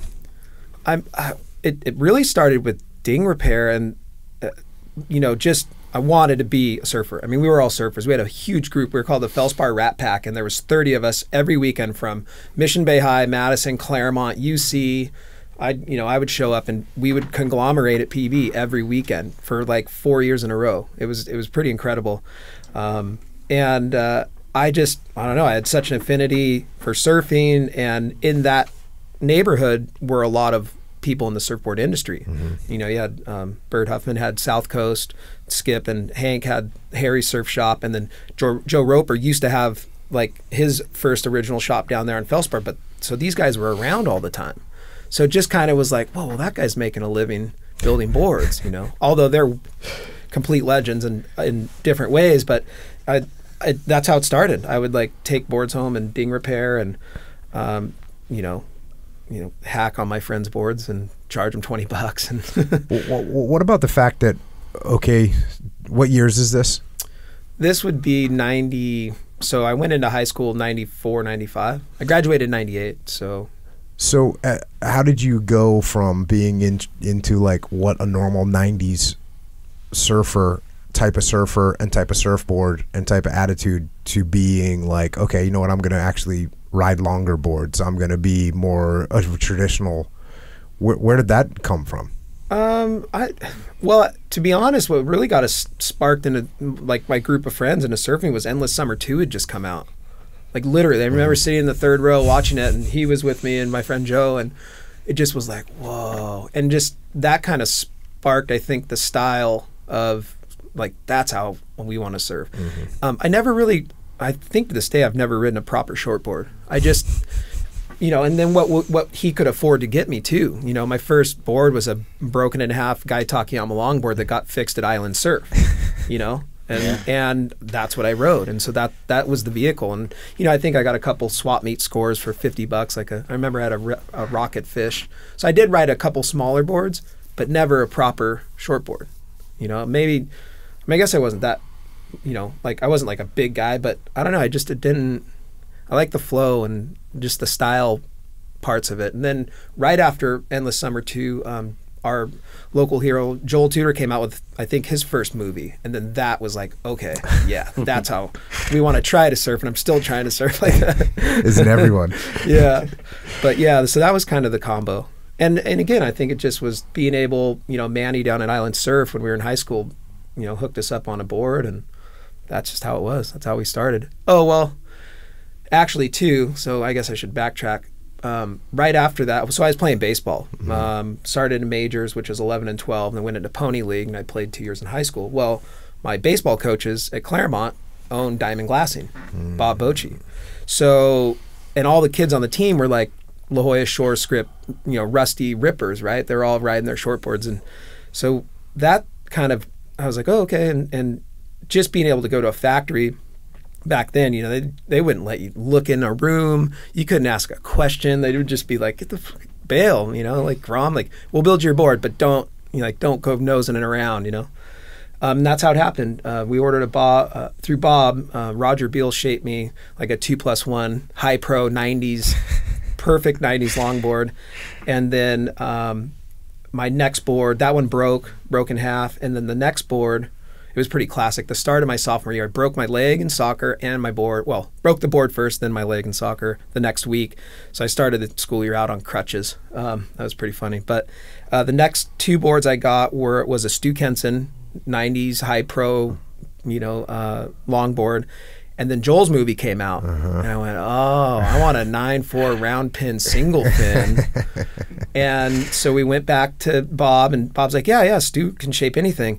And what's crazy looking back now is when I went to order that board, Stu was like, hey, come in my room, check this out. You should get one of these. And it was the first 6.6 Karma model that he had shaped for Joel, right? Yeah. So anyways, so that, yeah, that's how we had that crazy in with the Bochies, you know, as a baseball coach, but owner of, you know, one of the biggest glass shops, I think, in surfboard history. Yeah, and you still at some point your brain is saying, I just don't want to ride these boards. I wanna shape these boards. Yeah. How old were you when you said to yourself, I'm gonna shape a board?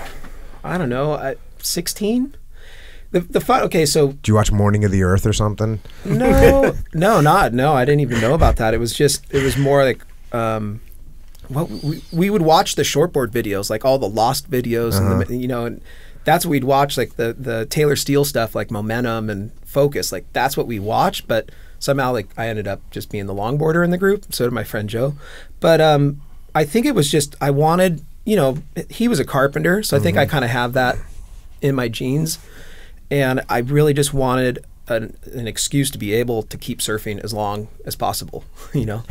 And I thought, well, you know, shaping boards might be the way. And you know, he came down, dropped me off on a Friday or whatever, and Skip was out picking up trash, and I was like, Dad, I really want to, you know, maybe I could watch him shape a board, right? And so he goes, okay, I'll go ask him. And he gets out, and I'm like sliding down my dad's truck. Like, oh my God, super embarrassed. Tell us about, because you know, obviously not everyone that listens to this podcast surfs, and even some people that surf, well, no, most people that surf. Tell us about Skip Fry.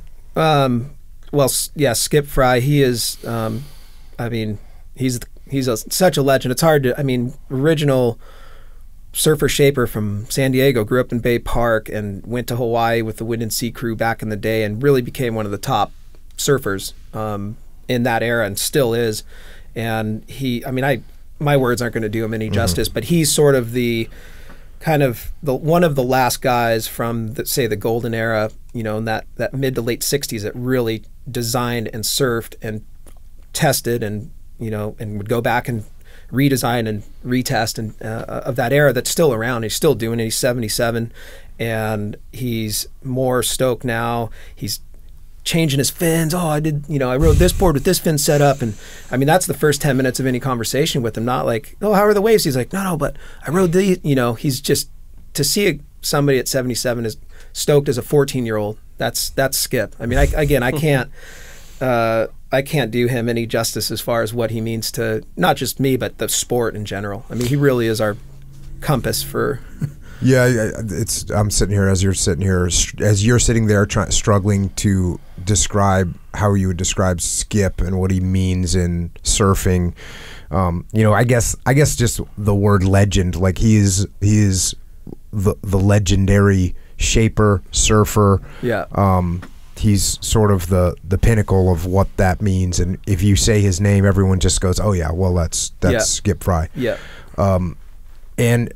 And at some point, so your dad, Dave, you just said, "Okay, well I'll go ask him. I don't care. I'll go talk to him." I mean, I told him, I said, "He's just a man." And I went up and I said, "Excuse me, Mr. Fry," and I asked him. I said, "Hey, can my son watch you shape a board?" And he goes, "Nah, I got burnt by somebody or something like that, and took some of his shapes, and I don't really do that." But he says, "You know what? I'll watch him in the water and just check him out." And then it went from there. Yeah, it really was just an organic thing. So I was 18, San Diego State.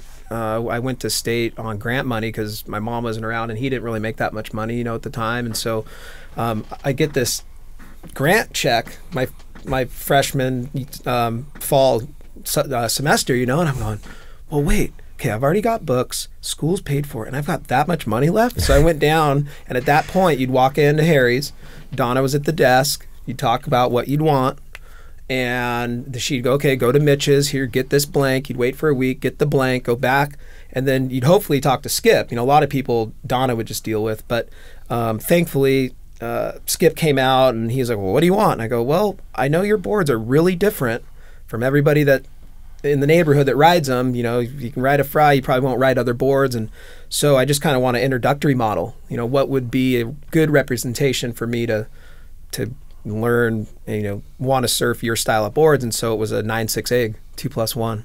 And anyway, so from when I dropped the blank off until the shape came, it was about 3 months. And just organically from surfing, again, his shop was on the street that I grew up surfing. So we'd see each other in the water. Donna struck up a relationship with her. She kind of took me under her wing as like one of her kids, quote unquote. And just organically became closer and closer with him to where finally I got the call. He goes, hey, you're up. I'm going to shape your board tomorrow. Why don't you come down and we'll go for a surf, and then I'll shape your board and you can watch. And I go, all right. I was like freaking out. I mean, I'm like running across campus, right, to get home and like go home and tell my dad. And so that's what went down. We met at the shop the next day. And he pulled out 2 of his personal 9/6 eggs, and we walked around the corner, down the stairs. All my friends were across the street, sitting on their tailgates like, what? You getting to ride a Skip's personal? And then, and we went out and surfed really fun PB, like for a couple hours, like a really good session. And we went into the room, and I just sat on the toolbox, and it was, I don't know, it felt like it was like 10 hours long, but it probably was only a couple hours. But man, I was jacked. I was so jacked that driving home, I almost fell asleep driving home, And you hadn't shaped a board at this point? So the summer after my senior year, I just was like, I'm going to go for it. And he let me build a proper size shaping room in the garage. So I'd worked, there's a wall in Coronado across from the golf course that I spent all summer working with a master bricklayer. And so I made good money. And so we put it into a shaping room and literally split the garage in half. I had an 8x16 by 8, right? So a proper, even by today's standard, it's a proper room. And so I had that prior to, I knew the board was coming from Skip. And so that was built. I got to watch that. And I think the very next week I got a blank and went for it, and then, of course, butchered it. I don't even think that one got glassed, but yeah. I actually think we tried to thin it out with a router. Something like that. Imagine how many passes with a half-inch router. I mean, didn't know. See, back then there was no. I didn't have a planer then. All the old guys were like, "Piss off, Grom! Like, I'm Yeah. not telling you how to do that or what tool to use or like figure it out." And there's no YouTube at No, this point nothing. to go and just watch everyone shape boards. Yeah, so you really were just literally on your own. And yeah, so we butchered that first blank and then got to watch Skip shape that egg. And then I went back and went, oh, okay, and I had a little more, you know, with the leftover money from building that wall, I bought a planer and then slowly started. He got me a block plane and a Sureform, right? So kind of just real slowly put the pieces together like, okay, I can at least thin this thing out and not, you know. But, and then so with that was 98. Fall of 98, spring of 99. And so for like the next 2.5, 3 years, like every day was surfing with Skip and watching him. Like that's just what went down. Like I'd just go and hang out. Well, he wouldn't even say anything to me and I'd just hang out in the corner of the room, you know, and I'd do errands for Donna or I'd watch the shop if they had to go to a lunch meeting or whatever. And yeah, that was a real special time to be able to do that. of every person that would have wanted to be in that position, what do you think it was that he saw in you that said, you know what? Oh man, I'm good with this kid. I don't know. Attitude. I have no idea. Yeah, I really don't know because there's been dozens of other people that have probably tried to put themselves in that same position, and I don't know. I think part of it was maybe having Donna be like, yeah, this is a good kid. You know, he's one of my kids. There's another guy, Ryan Levinson, that she kind of gave the same title to, and so we were around a lot. And I think slowly, you know, Skip saw who I was and my demeanor and that type of thing, and how stoked I was, of course. I mean, how could you not be? But so yeah, I don't know. I don't know.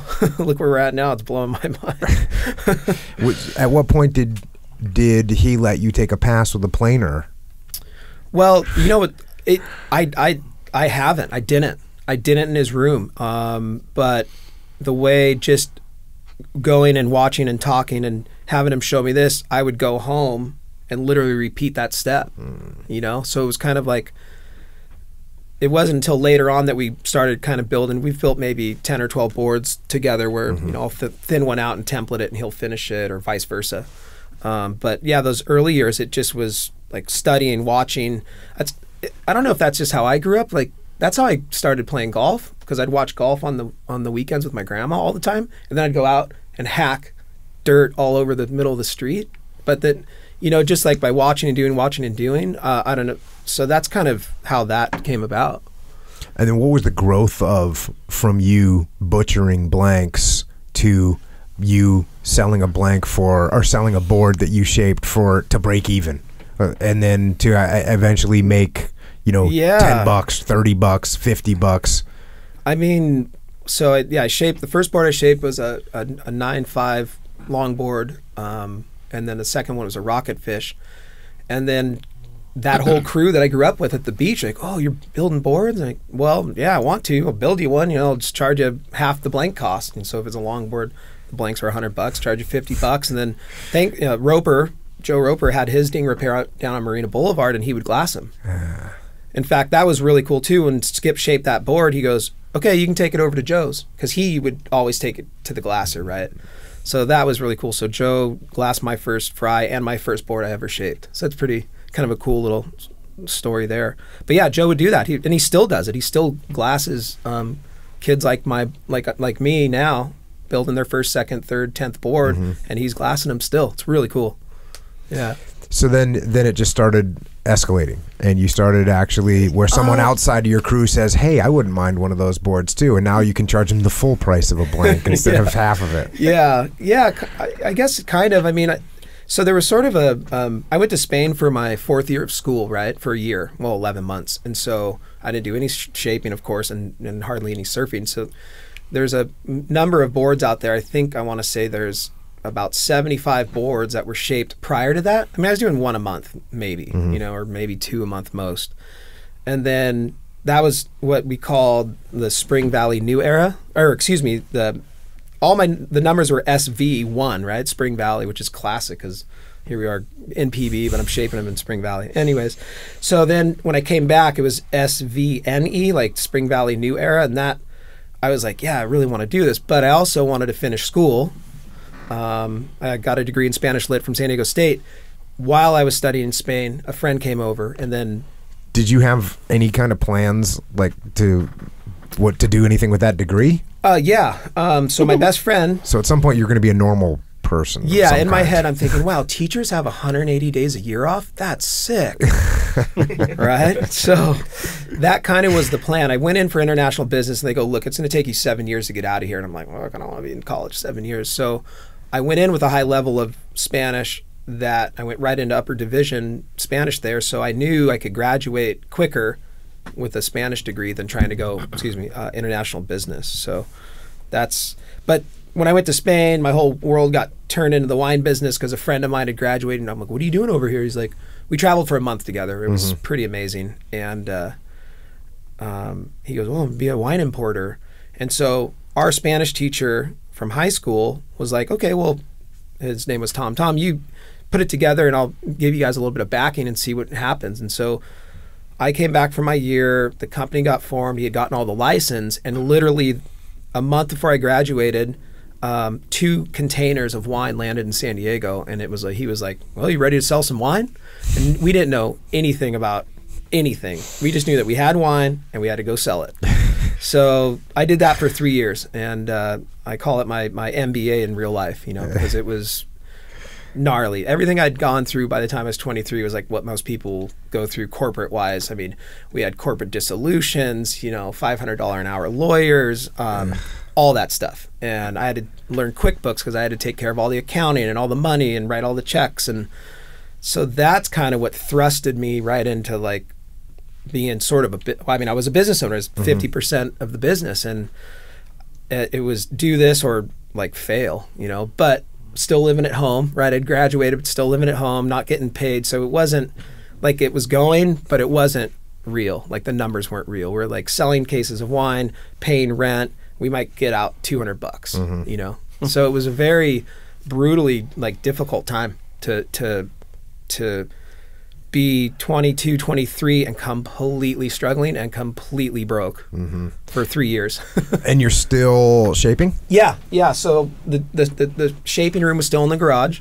So again, I would do 1 a month, maybe 2 a month. Surfing, not as much as I used to, because now this is like a sink or swim type of deal here with the wine business. So a lot of, we're long hours, and brutal and not getting paid, or maybe paid 1 month and then not paid for 2 months. And, and then partnership with investor struggles and, where I don't even talk to him anymore, my old business partner. Thankfully, my friendship with our teacher is still super tight. He's like my best friend, and that survived. But the real world experience I got out of that, all the contacts and cold calling. We went from 0 to 185 accounts in a year. I don't know anything about wine yet. I learned a lot quick, but just that daily brutal cold call, cold knock. Hey, and they're like, who are you? All the old guys that have been in it for 30 years, like, who the fuck are you guys? But it was unique because we were the importer and distributor. So we kind of had a position of like, well, you guys get to go to Spain? Like, yeah, we were in Spain. My partner just went to Chile to get the wine. So it was legit, but we were like these young kids, pretty. That was a gnarly 3 years. I came out of that pretty spun out. And then at the end of that, did it go under? Did it? Basically, my partner got married, and then he got pregnant and cheated. Well, you know what I mean. They got pregnant, and I'm just like, are you what? How? Like, I'm living at home, not getting paid, and you're like getting ready to have a kid. So what had happened is he went and got a real job working for another importer of produce, and then so he's like, I want out. It's yours. And I was like, no, I don't. I'm like, I want out, dude. Like, And so we worked it out. He moved on. I consolidated. A distributor friend of mine, Jerry Hart, saved my ass. Let me put my wine in his warehouse so I could get out of a $2,500 a month lease. Props to Jerry. Still see him around. He's still in the wine business. Legend of a human. And then I remember I was and the whole time I'm surfing for PB Surf Club. I'm doing the coalition contest, and I'm having this last talk with my ex-business partner about I'm like, look, I want out, man. I'm done. And so we kind of made an agreement. And I remember I was in the parking lot at Malibu, and that's when I decided, I'm like, I'm over this. And I called him, like, done. And so Jerry helped me get out of it. Malibu made you see the light. Sometimes. And Jerry worked with me, and we got all the wine into his place, and he helped sell it off. And I did I had to, go back to the lawyer and pay for the dissolution agreement, all that stuff, and walked away. And that was like the end of 2005. So it was only about 2.5 years, almost 3 years. And then after that, I was done. I was burnt. I go, I'm going to go back in the restaurant, because I worked tables at a place in Quiggs, which is now, what's it called? Wonderland down there. Yeah, so I worked there. Great crew back then. And so I went back and I go, hey, would you guys mind? Now I have some wine industry experience. So now it's like, yeah, come on in. And so they took me right back in. And for 6 months, I just did that. I worked there. And I also worked at the Wine Vault Bistro down on Little India Street, because Chris would always taste our wines and give us tasting notes, whether he hated it or liked it, right?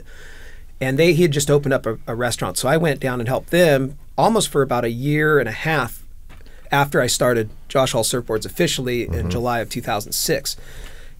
And after the wine, I called Skip and Don. We had dinner. I go, look, guys, like, you've obviously seen the history of the last 3 years, whatever, going, I want to build boards. I'm going to go for it.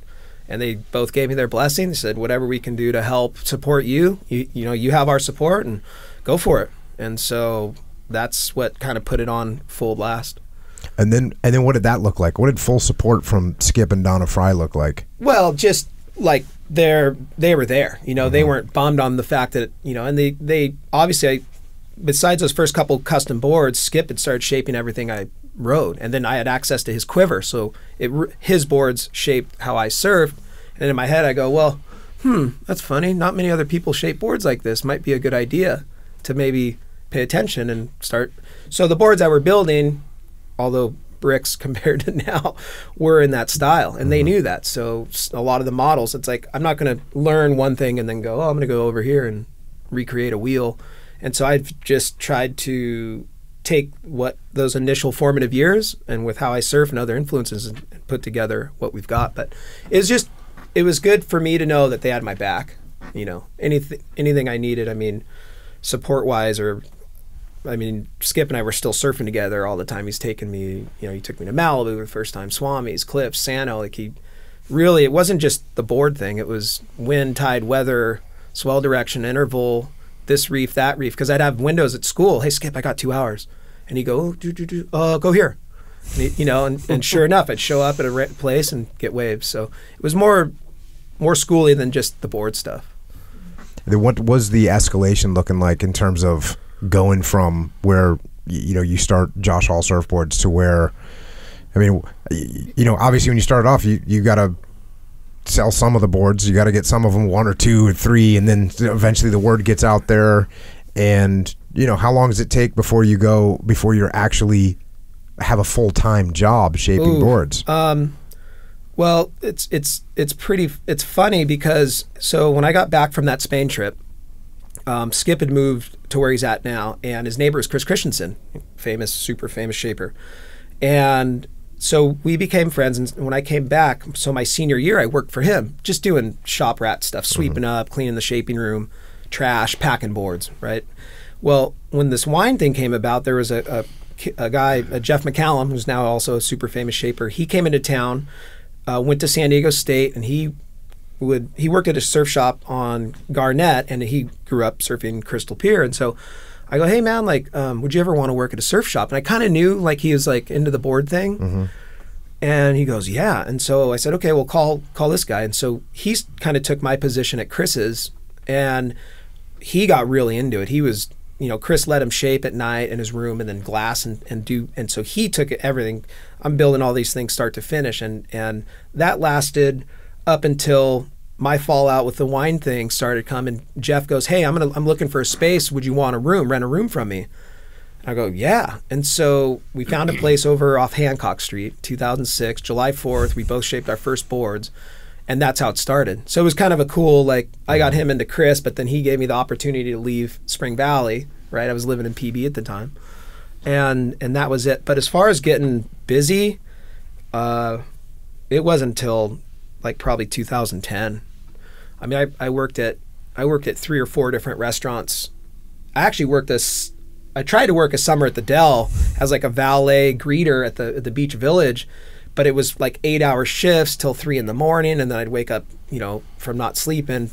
But yeah, it was tough. As soon as I think I'd be busy enough, like, oh, I can pay rent and, you know, all my stuff. Yeah, right. I'd go in the hole. Okay, I got to get some catering. I did catering jobs because it was quick, big money.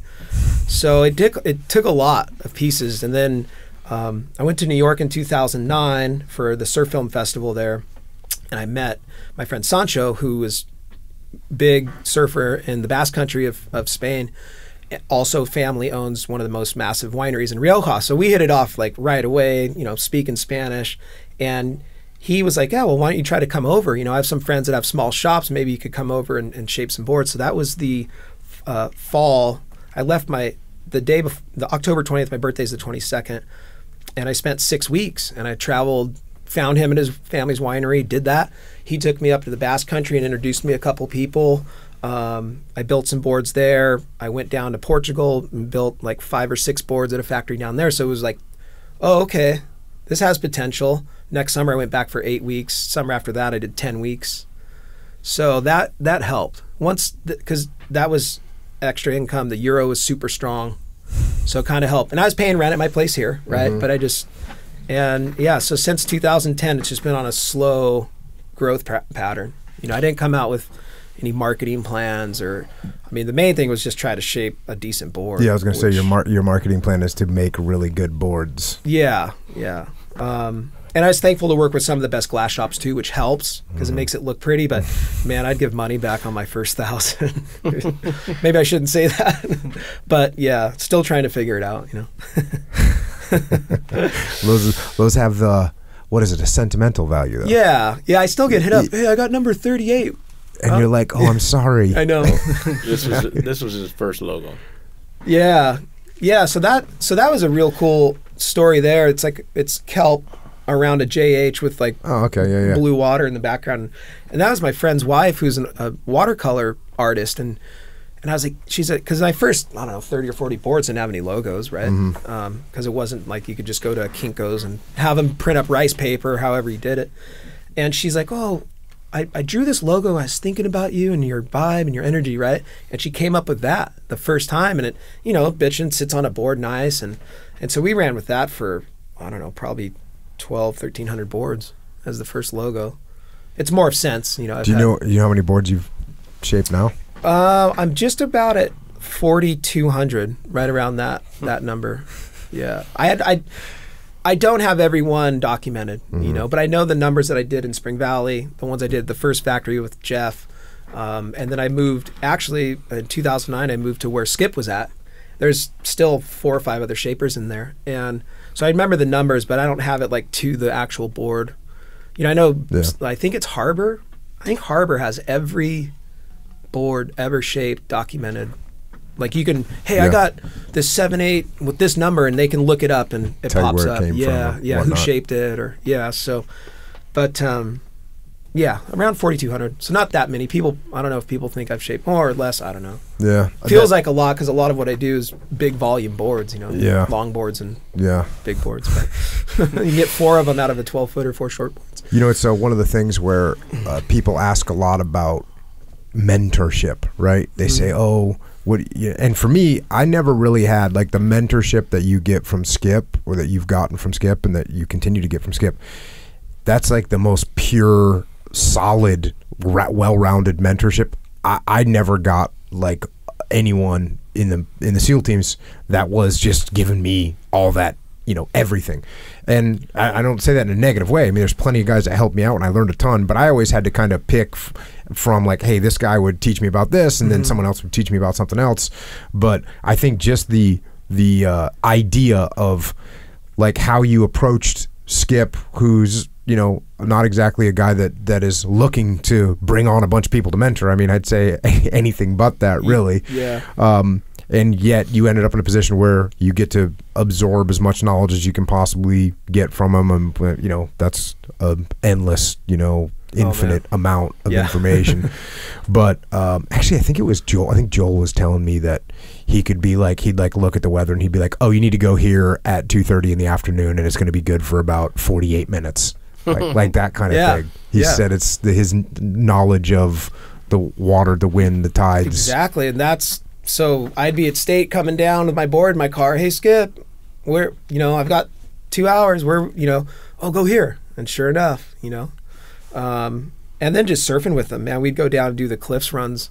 Those are like some of the most amazing sessions ever. We've had a couple birthday sessions. My birthday in October with decent sized south swells on our 10, 6, and 11-foot boards going 8 down and 3 up, and it's amazing. Yeah, it's hard. You don't really see many people doing that much anymore.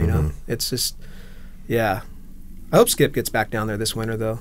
Yeah, and I think just again as like almost advice is like what the approach you took was, hey, be humble, be persistent, show up, absorb, don't run your mouth. You weren't like, hey, can you be my mentor? Hey, can you be my mentor? Hey, can you be my? It's like, hey, do you mind if I just sit over here and just watch? Yeah. Like, and you prove that over time. Yeah. Hey, and then he's probably watching you surf, and he's watching you.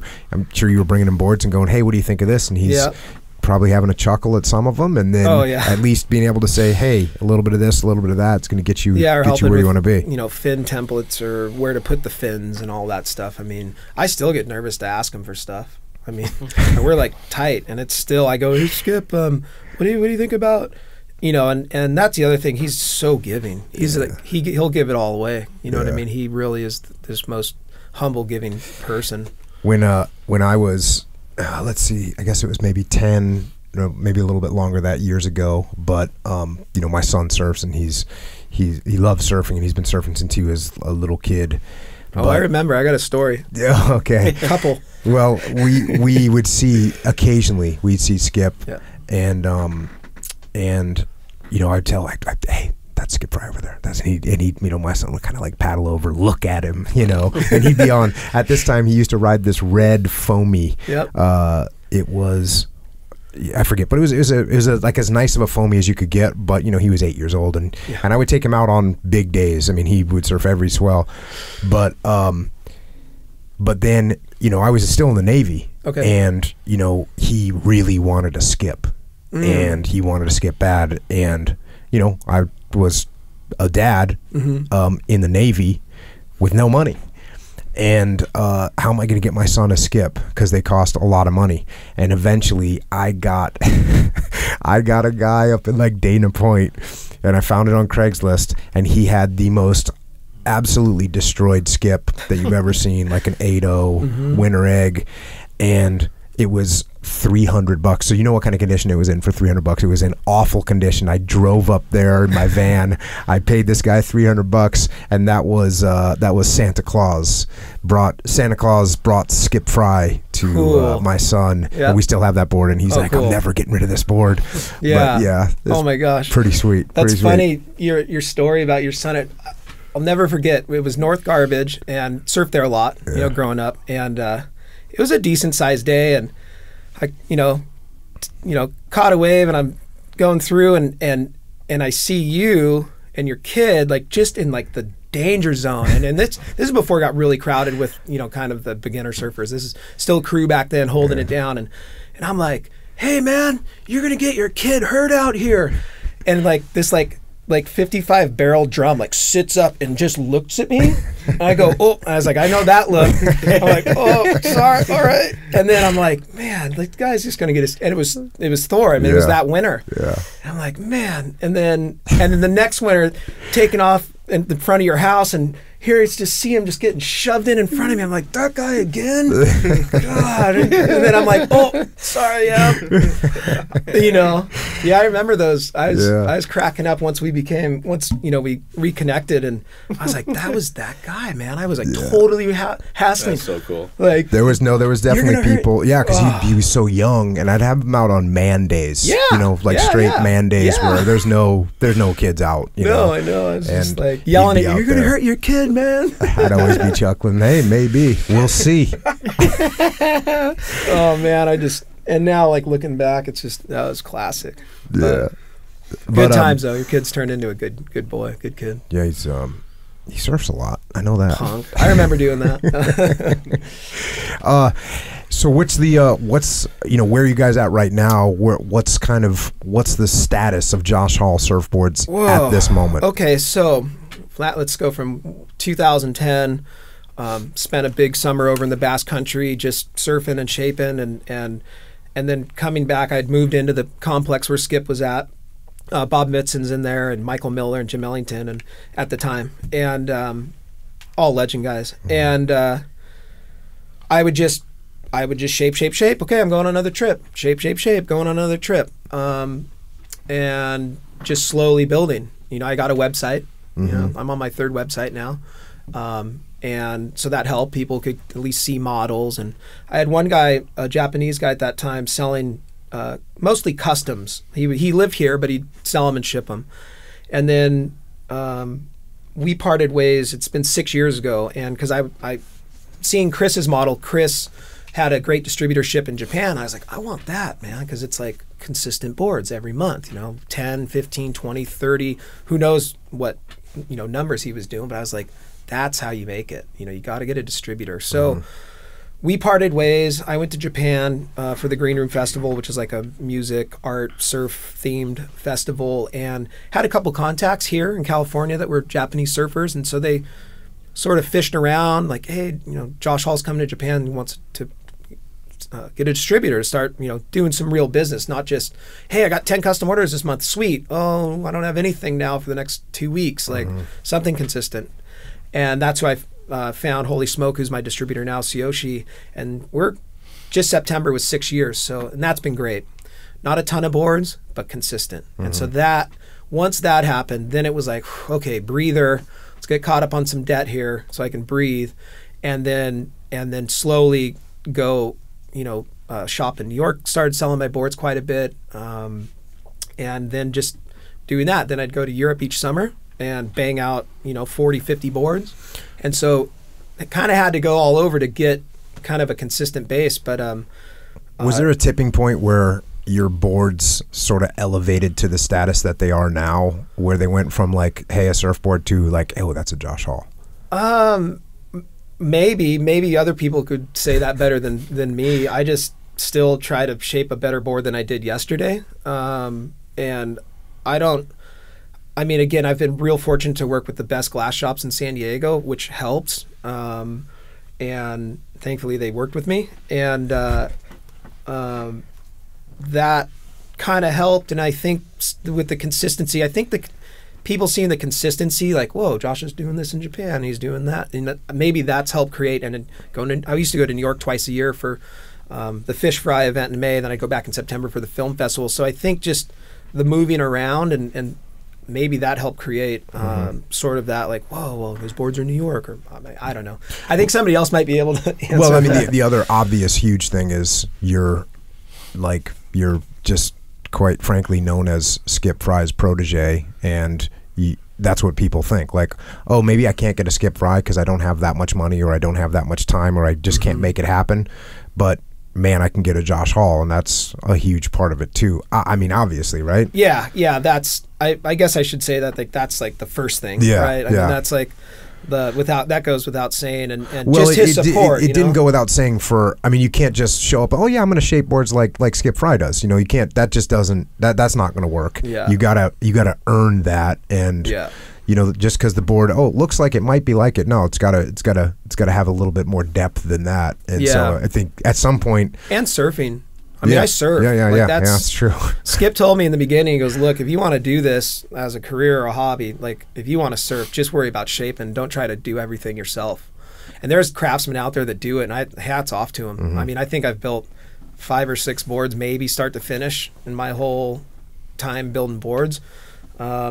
So the guys that do that, I mean, that's hard work. I mean, you might be able to do 4 or 6 boards a week like that if you're laminating, finning, sanding, all that polishing. I mean, that's tough. So I guess I just wanted to surf and then build boards. Yeah, and you got to have all those skill sets because none of those things are easy. No, and I tell you what, well, we'll get to where the position I'm at now, but there is a severe lack of talent in the pool right now. Most of my crew now that is working for me, they've been building boards longer than I've been alive. And if one of them goes down, like, we're up shit creek. And so, and it's really, and that's something that's changed with like you said earlier, with YouTube and the internet. Like, a kid that wants to shape a board now can go, oh, I can buy a package? Oh, sweet. I don't even have to think about it. And then they can go online and watch this guy shape or watch that guy shape. So now it's not where sort of, you know, you had to pay dues back, like when I wanted to learn, like you had, again, packing boards and sweeping up the shaping room, and then maybe a little hot coat here, and then you might try to sand here, but it was like baby steps, you know, because it was having to learn from the ground up. And now the big shift is everybody just goes straight to the top. They don't want to mess with resin or sand boards and get fiberglass in their pores, and you know, it's so hard. And that's the one thing people, well, what makes a quality board? It's like everything makes a quality board. And you know, the sander's got to resand it to my shape based on how good his hot coat was set up and how clean the fin cut. I mean, I don't take it for granted because I get around enough to see other boards that are out there. But then when I come back to our shop, it's like, okay, yeah, I can see the difference in quality. And it's funny. It's only been 3.5 years now with the shop, which, well, I'll get to that story. But what we try to like fix now are like minute little things compared to 3 years ago when we started. And again, you know, it takes adjustment to the room you're in. It takes the, you know, the light, whatever. It takes time to gel, and the team's going pretty good. Yeah. And so right now it's... Yeah, so 3.5 years ago, again, Jeff McCallum, he left that one factory we were in back in 2009, and then that's when I went and shaped in a garage in that same complex that Skip's in.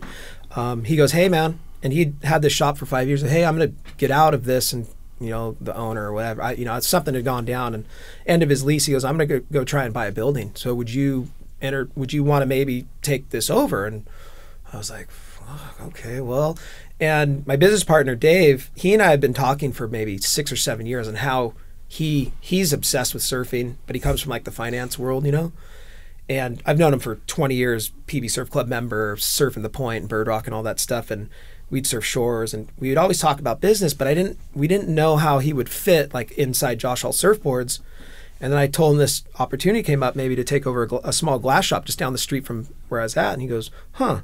So he started thinking, he comes back the next day, he's okay, let's do this. Let's start a new company. We're 50-50, 50 liability, everything, investment, you know, and I go, profit, all that stuff. I go, sure, but here's how it's going to be set up. I'm going to keep doing what I'm doing, which is traveling around, surfing and shaping. I will make it so that you guys have foam every week. And he goes, okay. And so he's run the shop. He's involved in, he does all the hot coating on the decks and the resin loops, and he pays the guys, he orders stuff, and he runs it. I just make sure that there's foam there organized, hopefully by Tuesday at noon every week, because that's when we start batches. But so Jeff had given me a year to kind of like suss it out, because I can't just go hire somebody to laminate color tint jobs, you know, I can't go. So we started putting the word out, started with my sander Wade, who was working at Diamond Glassing and who's also a fry guy. And so we've always gotten along, and he goes, well, I know of one. So he kind of put us onto a laminator. And then I knew a guy that could sand and also do fins. And then we had a polisher that I had worked with back when I worked with Chris in like 2003, Alfredo, who's still around. And so we just kind of put it together. And it's funny looking back now is we'll do 15 packs, and we could barely do 6 back then. Like 6 was a big week. 4, I think we did 4 packs the first couple months. So, and then in that time, you know, Diamond Glassing shut down, and we picked up the glosser polisher there, and also the fin laminator guy, John, that puts the fins on. So it's really become this like real tight crew. And again, legends beyond me. I mean, these guys have been building boards for 40 plus years. I just happen to be the kid that's giving them foam, you know. So really super thankful. And Dave runs a super tight ship. You know, there's no money in glassing. So if we can squeak out $20 a board, that's what we're doing. Man. So we're trying to change it though, but slowly. Everybody needs to do it together, right? Every shaper, every glass shop needs to work together. And hey, like, 8 people touch that thing and they're making $10 an hour. Come on, you know. So we're trying to elevate. You know, everybody kind of talks and, oh yeah, well, my wholesale on this board's this now. Oh, okay. You know, it's tough. It's right now. There's a group of us taking, you know, quality and prices so everybody can actually make a living or hope to up, and then you know there's still guys that they give their work away, and I'm like, what do you charge more? You're worth more. You've built boards for, you know, this guy, and for 35 years. Like, come on, don't be, because they're scared. They think, oh, if I up my price, I'm not going to have any orders. But you got to kind of trust in it. And like we came out swinging. Like I remember when we started in 06, it's like, no, this is my minimum. Here it is, and it's just slowly gone up from there. You know. But, well, yeah, it's the classic. I mean, you're doing something in America. You're building something in America. You're building the highest quality thing that you can build. With what we can, with what we're allowed to, you know, chemical wise and stuff. It's getting pretty tight in California. You know? Yeah. But you know, we've got all the permits and we're doing it right. So. And all that stuff costs money, a lot of money. Yep. And that's part of the American dream. It's what you fought for. Yeah, That's what you fought for, Dave. For us to have these opportunities to go out there and live in this country. And proud of this guy. Yeah, no. Yeah, I owe this awesome guy for dragging my ass to the beach every weekend. Come on, man. Yeah. Actually, today I think we're moving into the suite next to us. I need a bigger shaping room and a little. I've been building some stock boards and putting them on the website, and that's actually proved to be nice because it's like, oh, you've sold a board and you were surfing, you know, so that's been cool. So we're going to kind of have a nice, you know, wall front where we can at least display the boards properly and take good pictures, and that way guys are more informed and such. Try to work on the blog. I haven't blogged in a long time, but I used to be super into it. Yeah, well, now you're too busy surfing and shaping. Yeah, but that was the point. Well, listen, we've been at it for a while, and I don't want to keep you guys up here much longer. I think our air conditioning, I may have failed to turn it on. It's getting warm. Yeah, it's probably 80 degrees out, and I'm in a long black tee. Yeah, that's awesome. Comfortable. But all good. I just, you know, so it's joshhallsurfboards.com is where they can find you. Yep. On Instagram, you're same thing, Josh Hall Surfboards. On Facebook, you're Josh Hall Surfboards. Yep. Do you have Twitter? I don't. No. I barely have enough time to keep up with those 3 things, let alone. Yeah, but you know, we were talking earlier. I'm hoping to get some. I want to put some Josh Hall custom T-shirts on the Jocko store and get them out there. So maybe we can hook something like that. That'd be cool. Yeah. I'm sure people would be stoked to support an American craftsman. Yeah. On the day-to-day, even if they live in Iowa, where they don't surf, but they work hard, like, you know, like good Americans do. But do you guys got any closing thoughts, Dave? We got to talk about archery. Oh yeah. My newest obsession. Yeah, you're obsessed with archery. Oh geez, Louise. Yeah. Well, thanks to this guy. So his brother was is an elk hunter, used to be, and I got a little bow when I was 10, a little compound bow, and a 3D target, and I go blast arrows into that thing, and then they kind of hadn't talked in a long time, and through, I guess it was listening to Joe Rogan's podcast, and then who else? And I had some other friends, and so my fiance Tori's, she's grown up shooting bows and guns, really? And both her sisters, and of course her dad. So he's like, well, you know, my friend Bob owns Performance Archery. Oh yeah. And I was like, wait, that's the one from Joe's podcast, and I was like, okay. So he just made the introduction and went up there, and Bob's a surfer. Yeah. So I just like, well, how cool is this, you know? And went up and kind of started to geek out online. There's a lot of info out there. There is. John Dudley, the stuff he puts out is insane. And so I kind of was geeking out and went up, and Bob he set me up. Yeah. And man, I've been shooting arrows every day since. Yeah, well, we'll definitely have to get after that range, which I haven't been to, the one up by Balboa. Balboa Park. Yeah, it's right underneath the Cabrillo Bridge. Yeah. I mean, you drive by it every day, you wouldn't even know it's there. Yeah, so we'll go up and hit that. Yeah, man. We should. It'll be fun. And I got some other trips planned where you can hopefully go and, as they say, get after it. Yeah. Yeah, we'll do it. We'll cool, do it. Man. That'd be fun. Yeah. But anything else No, not really. I enjoy this, I guess. Well, pretty much. No, I did. Yeah, you did good, Dad. No, great to hear you, and it's an honor to have you on. And I'm telling you, glad I met you guys. People will learn a ton from what you said and from your experiences and what it looked like from your perspective. It's awesome. It's an honor to have you here. Just the truth. Yeah, and then I mean, Josh, just to see what you've taken from your dad and how you've turned that into a business, and you've found your way.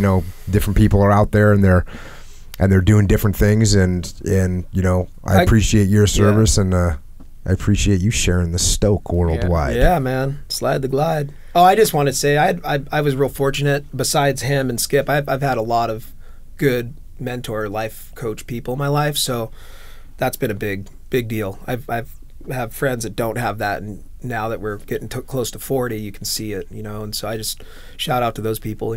I've had a lot of help extracurricularly to get through it all, and here we are. Right on. And I'll tell you what, for everyone, you can see, I mean, Josh is a great example, and like I was talking about earlier, if you're in a position where you can reach down and you can give somebody a hand, if you can give someone some help, and you can say, hey kid, come this way, or hey kid, go that way, you can have a huge impact on their life and getting them pointed in the right direction. Yeah, it's kind of too bad people keep that inside them and don't share it. Their experience or their skills. Mm-hmm. But you got to share it. Yeah, you got to listen. Yeah. Well, that's my grandpa. He was like, I don't care if you disagree. You got to listen to somebody, because they might have something that you don't, or maybe they put it in a way you didn't think of. Well, so you can grow from that. I guess to your point, whereas I just said, hey, if you're out there and you're in a more senior position, reach down and help people out. And if you're one of the young bucks out there, then like Josh just said, open your ears and have a listen, because people got some good information for you and they can point you in the right direction, so you don't have to learn the lessons the hard way. There you go. Yep. Awesome. All right. Well, thanks for coming on, guys. Thank you. Appreciate it. Thank you. And we'll see you in the water. All right. All right. At this point, our guests, Dave and Josh Hall, have exited the building, and awesome to talk to them, and wrapping it up there, talking about sharing what you know with other people. And I think it's a good opportunity for you, Echo Charles, to share with us what I know. Yes, what you know. All right, I know this. When we start jiu-jitsu, I know what kind of gi we're gonna get. So check. Okay, we'll we won't dilly-dally. How about that?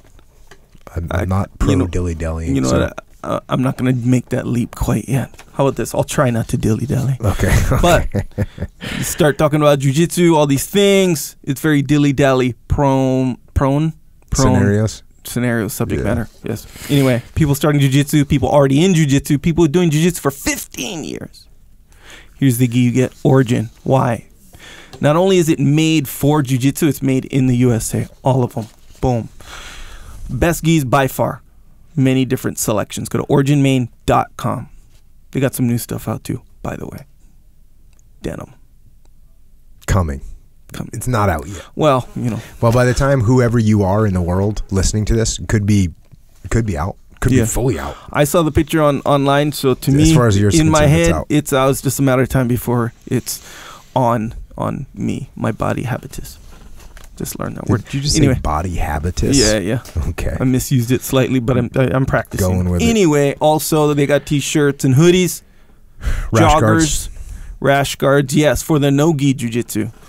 Or, when you're not doing jiu-jitsu, when you're resting on rest days that are kind of cold, joggers, sweatsuit.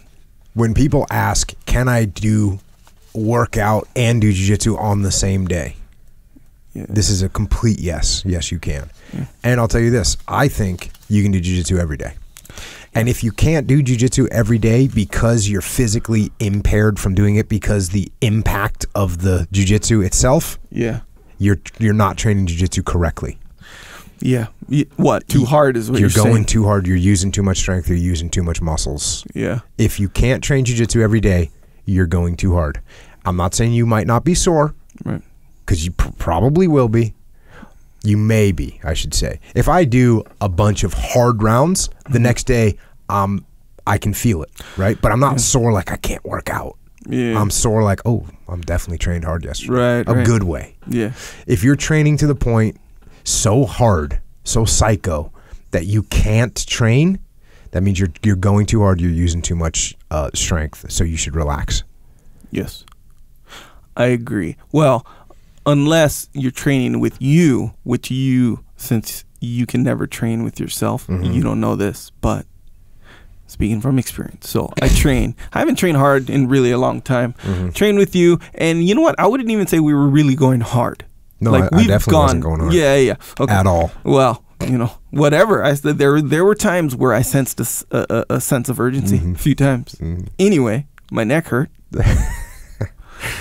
My neck hurt real bad, but it was really? like right up until the threshold of not being able to like work out. That's what it is. So that's fine. Yeah, it You're was still just approved. it was soreness. I wasn't hurt. I wasn't injured. I was hurting. And this is just from resisting chokes? Resisting the chokes. Yes, Yeah. that's exactly what it was, and I knew too. Wait.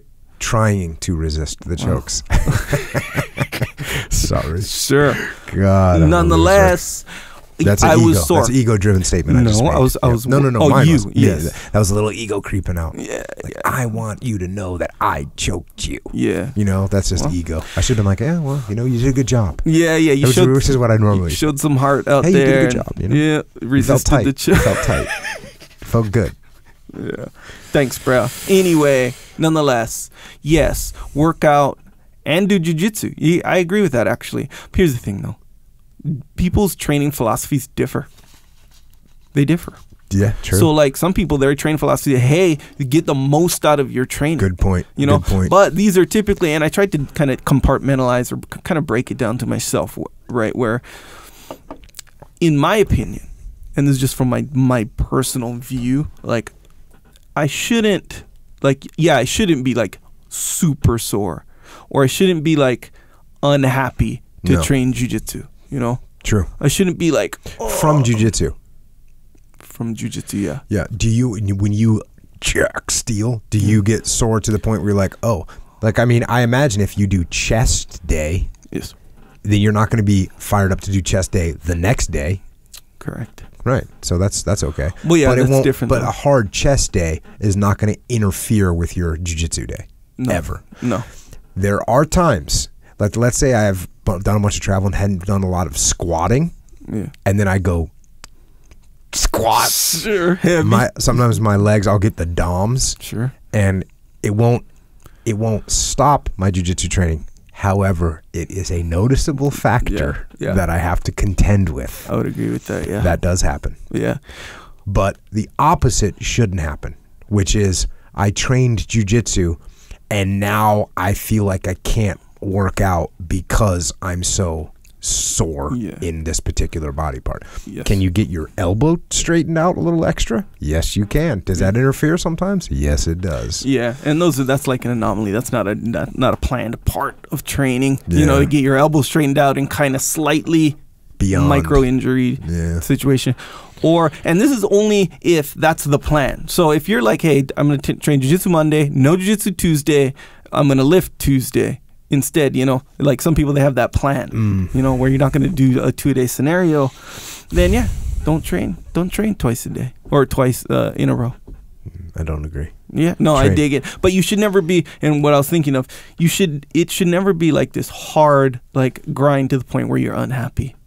Like no one should be unhappy training. Never. Occasionally, yes, you should. You should be like, you know what? I don't feel like doing this. I'm doing it anyways. Right. Yeah. So that's fine. Yeah. There's nothing wrong with that. Yeah. Every time you feel like maybe I don't want to train today, doesn't mean you get to not train. Right. No, you train anyways. Well, especially in jiu-jitsu. Because in jiu-jitsu, if you're like every time you don't necessarily feel 100% like training, then you're not going to train when you should be training. Yeah. Most of the time, you're going to get something out of it.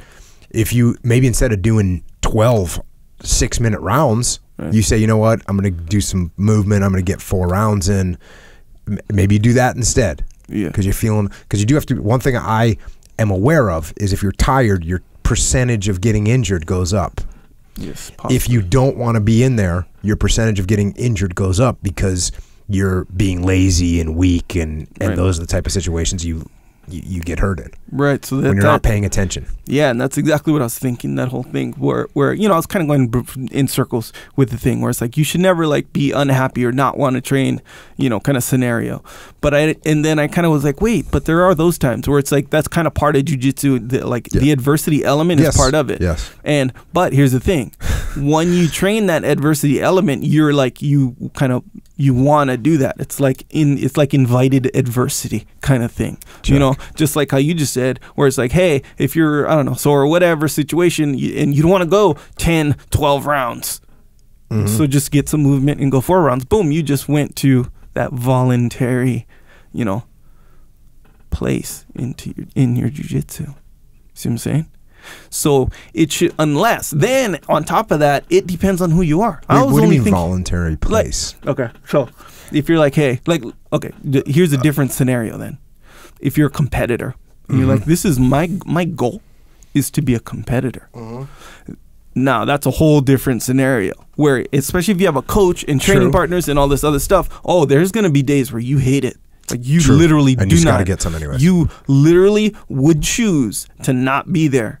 Literally, like I'm not gonna be here today. Mm-hmm. But then you have these external elements, including your goal. Mm-hmm. Your coaches, training partners, like all these things who have the same goals or whatever. So there's kind of like a bigger picture there. So you have to endure that. Like, hey, I don't want to be here. Okay. I don't like jiu-jitsu. You ever felt that before? No. Like, I don't even like jiu-jitsu right now. Like, why am I doing this? No. Occasionally I'll joke about it. Yeah. But I don't actually feel it. When I was competing and I had like a competition like goal, like I would feel that sometimes. Yeah.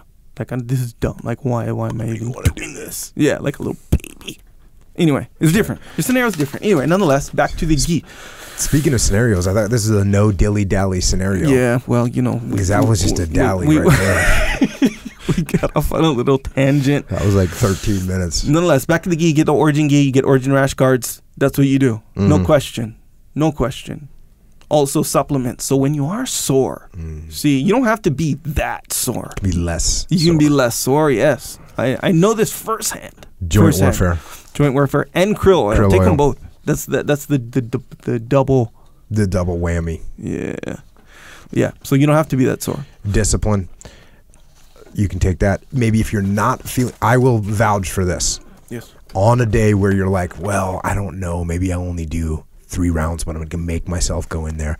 By the way, I'm going to drink 3 scoops of discipline before I go. Yeah. How many rounds do you end up doing? 9. Yeah. So I will vouch for that. That is a factual thing that will happen. Yeah. You don't feel like it, I will mix up, I'll mix up a lick. I don't really feel like going, but I'm just going to go because I have to, because that's the discipline. So then I mix up 3 scoops of discipline. Yeah. 20 minutes before I leave my house. Yeah. I'm drinking on the way. I kind of drink it, get here, and all of a sudden I get out on the mat. Second round, it kicks in, and I'm like, get another round, get another round. Yeah. So, coincidentally, the other day when we trained, we haven't trained in a long time. I've been out. Yep. We trained. That wasn't the plan. The plan was not to train. Oh. It was just to record, for me anyway. It's not like I planned not to train. I didn't plan to train. I was going to record, boom, go home. That's the routine. That's the scenario. But I did take, strangely enough, 2 scoops of discipline before I came in. And I'm not joking. I totally did. And then you couldn't resist. And I was like, are you going to train or what? Bro, and you I couldn't. Like, yeah, because the thing is, all like, the post-recording plans, they're all still there, and you're like, hey, let's train. It's like noon at that time. Yeah. So other people are here, there's the buzz, the buzz of training in the air that was going on, the 2 scoops, the buzz of that is going, and you're like, hey, let's train. I don't have any clothes to train, by the way. So you know what I do? I go downstairs, buy a towel for a shower after, bought one.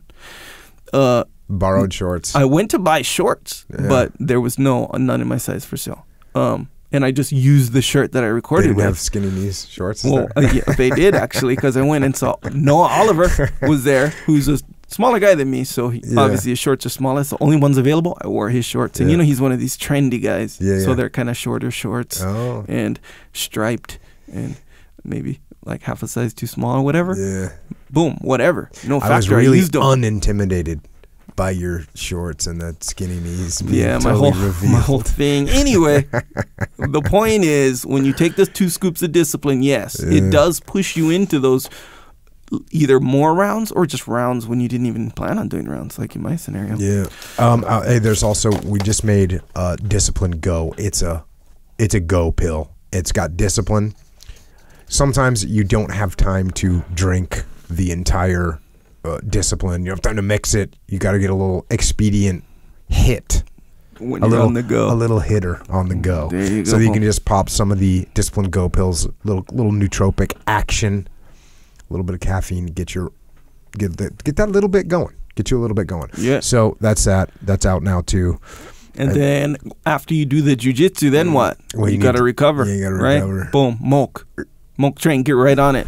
Milk Train, additional protein along with your protein Steak. that you eat with your food. Exactly, right? The steak, and boom, you're good to go. Milk can be used as, or it should be used as a dessert. I'm just going to say it. There you go. It can be used to a Should. dessert. It can Should. be used I'm as a imposing dessert. my whole thing on to you. No, See what I'm saying? but the thing is, what you're failing to remember is it can also be used to replace whatever you were going to eat.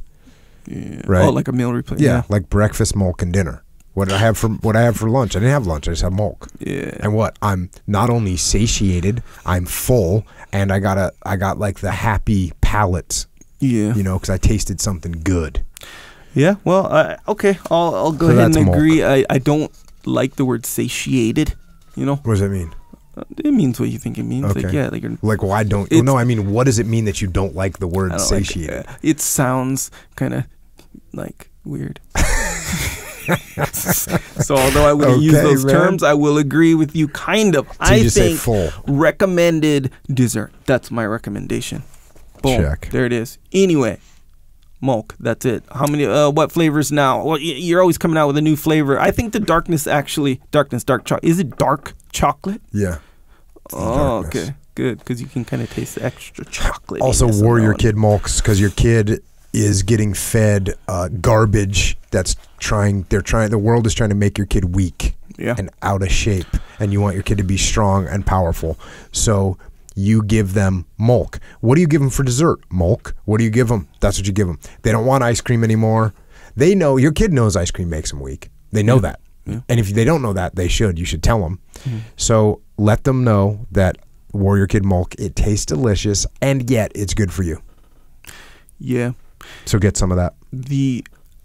Halloween just recently was passed or came or whatever. We just Came finished away. Halloween, Right.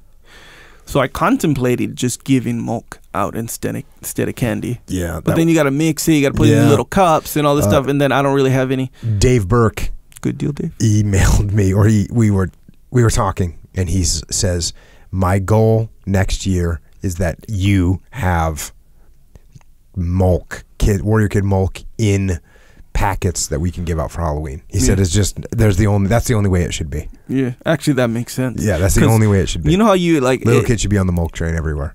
I agree. You say Do that you think that, you know how there's like right now you can flip on the news and you can see like obesity in America. Right, yeah. If everyone just gets on the milk train, will it just be like America is now yoked? Yoked, yeah.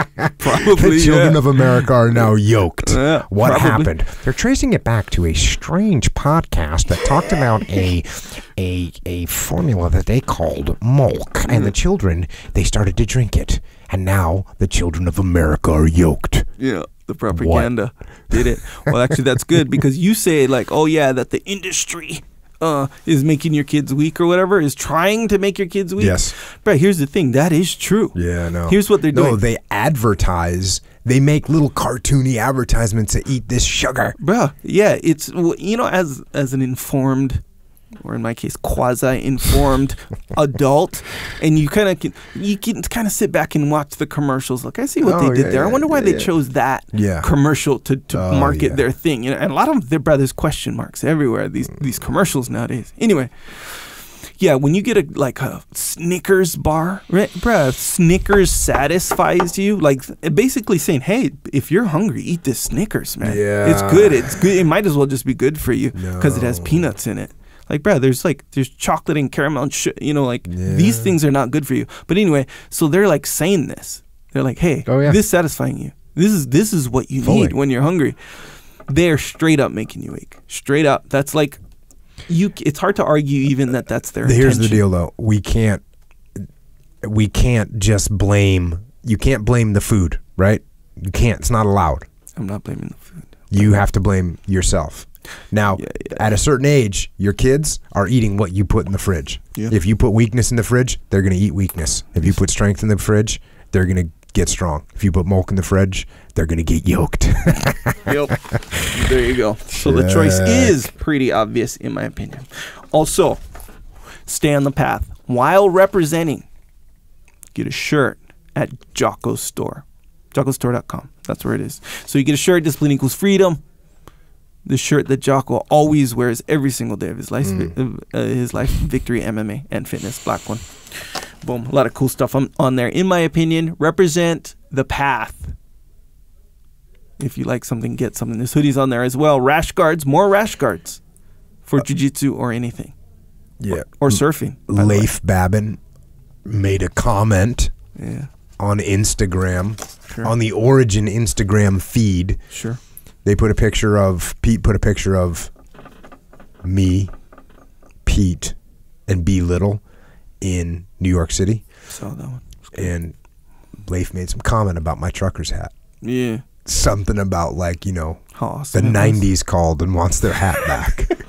I actually didn't even realize. That's how just completely out of touch. In my mind, this wasn't even a topic. Yeah. Like my hat was something from the 90s. That wasn't even, that thought never crossed my mind. Yeah. Well, is that strange? Technically, Leif Babin is not correct. If he was doing what I think he might have been doing. I didn't see that comment, so I don't know. Nor did I talk to Leif about it yet, so I don't know currently, but this is my guess. He was referencing the fact that trucker hats were trucker hats, and then they kind of went out. They weren't really a style, and then, you know, the whole retro phenomenon where it, like brought them back. A style emerges from some, you know, thing. So when from the distant past. Sure. Yeah. So when the trucker hat came back as a style, it was not in the 90s, if I'm not mistaken. It was like after 2000. Okay. I'm pretty sure. I don't know, because I only wore truckers hats. Yeah, see, well, no, yeah. I must say, I think I had some flex fits along the way. Yeah, flex fit. Well, yeah. Good news about both of those scenarios is we have trucker hats on JockoStore.com and flex fit. Represent discipline equals freedom on your head in whatever way you want. Retro, 90s, 80s, 2000s, 2018, whenever you like, however you like. You can get the Defcore hat. Yes, you can. Okay. That's the hat he was talking about. Yeah, because I was wearing the Defcore hat, which apparently is now a 90s hat. No, yeah, you know what I think? And I'm going to ask him to confirm. But I think he was just mad. You had the Defcore hat. He didn't. Just trying to find a way to be pissed. He's lashing out. By his own terminology, or with his own terminology, he was drinking the haterade. Oh, dude, Leif Babin busted drinking the haterade. Yeah. Anyway, yeah, some cool stuff on there. Again, JockoStore.com if you want to represent on the path. Also, subscribe to the podcast if you haven't already on iTunes and Stitcher and Google Play and all these podcast places. Wherever you listen to the podcast, go subscribe if you have not already. Also on YouTube, we have a YouTube channel. Yeah, we do. That's where the videos are posted. Sure. You can see Dave Hall. You can see Josh Hall. You can see what everyone looks like. You can see what Echo Charles looks like. You can comment about the size of Echo Charles's arms and about how Echo Charles does not look like his voice. Like how he sounds, yeah. Yeah. Okay. Yeah, cool. There's at least one person on every one of our videos that says, Echo's looking jacked. I think the only reason that Echo posts these videos is so that he can read through all those comments and see someone says, Echo looks jerked. Maybe. Look at that. Anyway. You're so guilty. Also, Warrior Kid Podcast. Don't forget. Yes. Warrior Kid Podcast. That is also out there. And should have some more of those rolling out. Let your kid listen to Warrior Kid Podcast. And if you need to ask questions for Uncle Jake, you can do it through my social media, and I will pass those questions on to Uncle Jake himself and get the answers for you. Also, the Warrior Kid soap from IrishOaksRanch.com. Actual Warrior Kid. Is it called Warrior Kid soap or Jocko soap? It's called Jocko soap. But from a Warrior Kid named Aiden. Yeah, from a Warrior Kid named Aiden. Yeah. I'm just calling it Warrior Kid. I just call it Warrior Kid soap. Yeah. Well, Makes it kind sense. of is. Yeah, because he's out there getting after it. I agree. 100% American made at a whole new level. So from the beginnings. IrishOaksRanch.com. Also Psychological Warfare. That's the little album with tracks where I will tell you why you should or should not carry out something that you know you should or should not carry out. And we are working on the next Psychological Warfare album, and we'll let you know when it is out. So you can get some of that. And if you have suggestions, recommendations, if you want to know how you should do something or not do something, refrain. Yeah, let me know, and we'll see if it makes the cut. Yeah, makes sense. There's a lot of them out there, man. Because some people are like, "Hey, can you do a track about not putting croutons in your salad?" It's kind of a specific one. No, because if it's that specific, even though that might be a little broader than you think, them croutons taste good, and we know they're not good for us. Yeah, but you're like, have you ever it's just a few croutons, so it's no big deal. Yeah, just a little bit of croutons. But then if you were to assemble your croutons in on the plate, you probably got a slice of bread there. Yeah, that's true, huh? Yeah. Then you realize, oh, I'm off the path. I didn't even admit it to myself. I told myself a little lie. Well, what about and then you got to go, but that's like one of those specific ones, like ketchup too. How much sugar is in ketchup? A lot. You know, people they'll put ketchup. Oh yeah, I'm a ketchup Or even guy. when you go through, the burger place, grass fed, hopefully, and you are like, hey, do you want the meal? Oh, I need a Psychological Warfare for that. Man. No. Think about it. No meal / no upsize. No upsize. Yeah. Because they're like, you want supersize that? Yeah, well, the supersized only comes with the meal, so because you can't just supersize a burger unless you had an I do extra that all the time. I'm always patty. like, hey, give me 3 patties on that thing. But there's nothing wrong with that. I'll do that too. Like if I'm fasting or didn't eat that much or whatever, and then I get a hard workout. I'll do that. How much better does food taste after you fasted for 24 hours, 48 hours, and 72 hours? I would say 25 to 35% better. How much better does it feel to eat when you know that you've just earned it? That feels better, yeah. What percentage? Significant. 50%. Just to get that feeling, it's worth fasting. Yeah. Just to feel how good it feels to be like, oh, I totally earned this. I didn't eat anything in 48 hours. I'm going to just get this burger on right now. Yeah. And I'm not recommending you break the fast with the burger because that might not be smart, especially if you're having fries with it. No fries. That's the thing. You don't, Brad, it's weird. I've not eaten fries, and I like fries. Bro. Oh, really? Fries are good. You hold the line on the fries. I have been for the past 1 year, I would say. Dang. Yep. I just had some fries. See, Brad. Well, some of us are on the path, and some of us aren't. It's all good, Brad. You're the man. Have your fries, but if you're having weaknesses or moments of weakness for fries, that's another side. It's along the lines. Maybe that should be an album.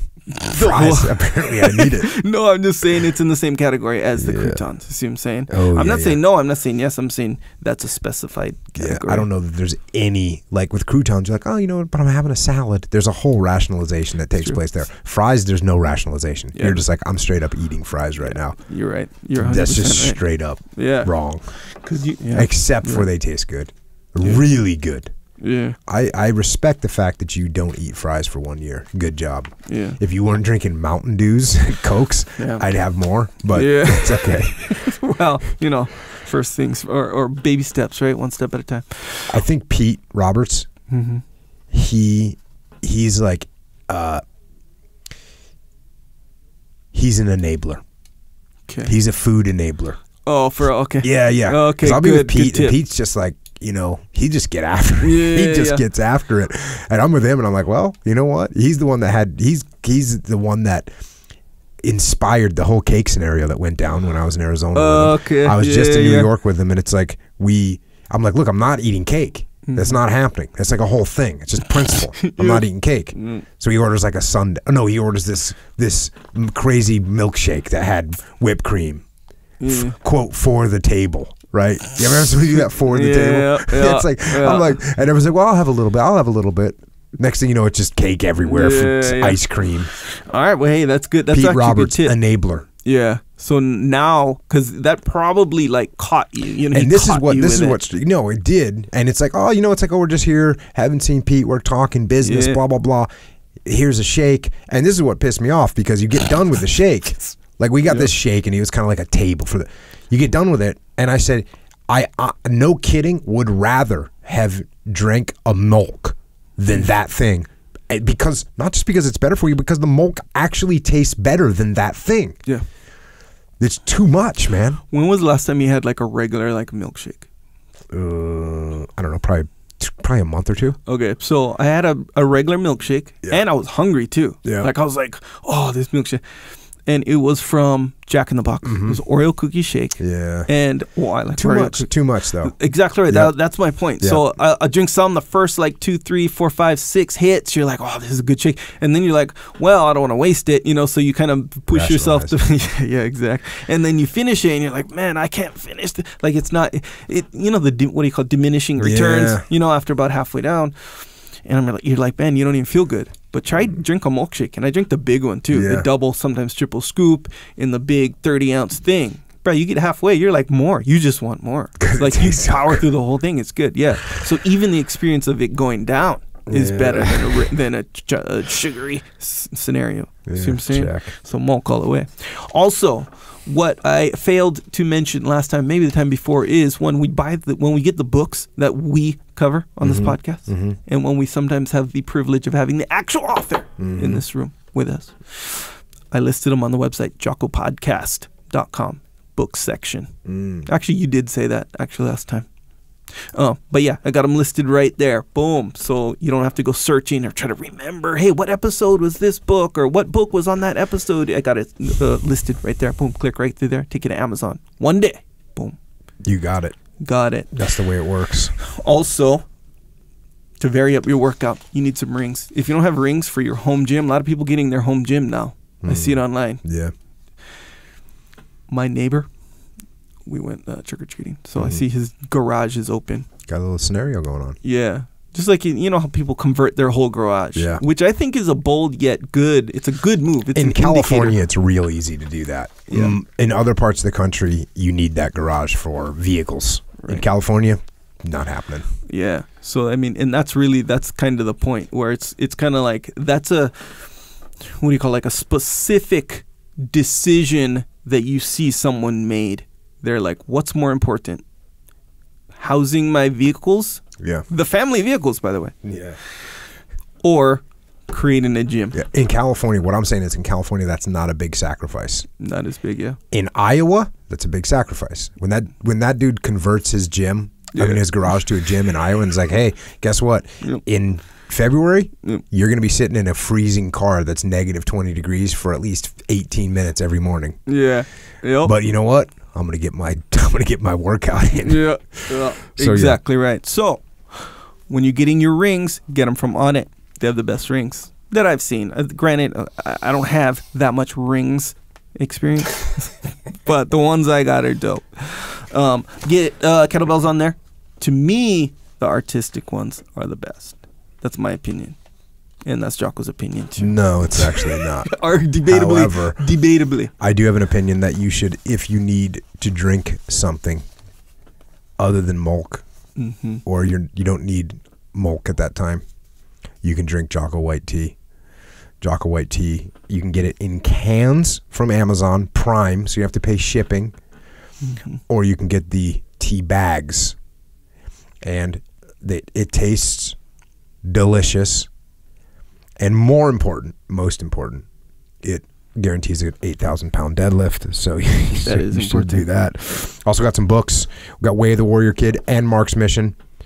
Appreciate everybody getting those and giving them to kids. I get awesome feedback from around the world. Kids getting on the path. If you read this book, and you will say to yourself, I guarantee you'll say to yourself, I wish I had this book when I was a kid. Yes. Every single person that reads that book goes, I wish I had this book when I was a kid. Yes. You should just have a little preconceived idea that when you get done with it, you're going to say, I wish I had this book when I was a kid. So what you can do, like we just talked about with Dave Hall and Josh Hall, what you can do, you want to help out a kid?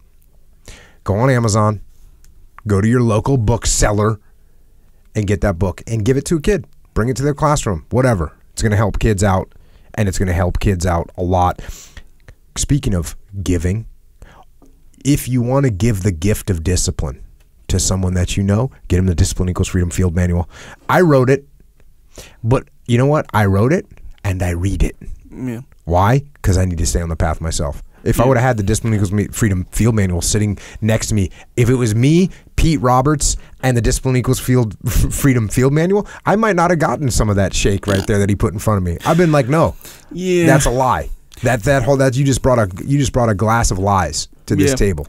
Well, that's good because you didn't know Pete was like that. We should have known because remember when we were over there. He admits it. Yeah, like he's giving us like this baklava and all this like delicious stuff, and so we should have known. But I think it kind of crept up on you. Like if you would have known, like going into the scenario, you'd be like, "Oh, I'm on the lookout for your thing." Yeah. You could have dodged it, but I don't know. Yeah, and Pete, Pete's like a sick athlete. You know what I mean? Like I mean, he played football and he could basketball and set all kinds of records in lacrosse. So he's just like an athletic guy. Yeah, and he probably, when it was in high school, just eating everything in sight because he's big. Yeah. And he's trying to be yoked, so he's just eating everything. And now he's, whatever he is, 30, whatever years old. And he's just got that menu in his hand like a criminal. Yeah. Good times. Just gonna watch so out. If you're hanging around Pete Roberts or someone else that's an enabler, that makes you feel like it's okay, that's going to bring you down the sorrow, the path of sorrow. What's the swamps? Slippery slopes. Oh, the swamps of sadness. The swamps of sadness, the slippery slope of horror. If you're around that person, if you got the Discipline Equals Freedom Field Manual, you can kind of like deflect their weakness with it. Refer real quick. I was just out there naked and afraid. Getting blasted. Just getting, Pete's ordering up sundaes and tiramisu. So I just spent 2 days with Pete. No, 3 days with Pete. No, 3 nights with Pete, I should say. Was it 3? Or was it 2? Anyways, every night there's a dessert scenario. Next time I've got to bring the field manual with me just to deflect. Yeah. Yeah, man. Actually, the more I think about that. He's friendly, too. Yeah, that's what I was gonna say, bro. Because it's not like he's some jerk guy out of shape, no capability, and he's friendly. Like, hey, eat this. That's easy to be like, bro. I don't want to be like you. He's luring you in. He's luring you in with like the smiles, and we're having a good time, and everything's fun. And he's like, well, let's just. Do you want dessert? No one asks me that. Pete Roberts, the only person in the world that goes, are you going to get some dessert? No one asks me that. People don't say, hey, Jocko, you want to see the dessert menu? They don't ask me that. Yeah. Pete Roberts is like, hey, waiter, can we get the dessert menu over here for this guy right here? He's just enabling. So you don't have any training dealing with that kind of scenario. That's right. You know what I need? Psychological warfare. I'm going to make an album for Pete Roberts. Anti-Pete Roberts. Yeah. And it's, you know where he gets it from?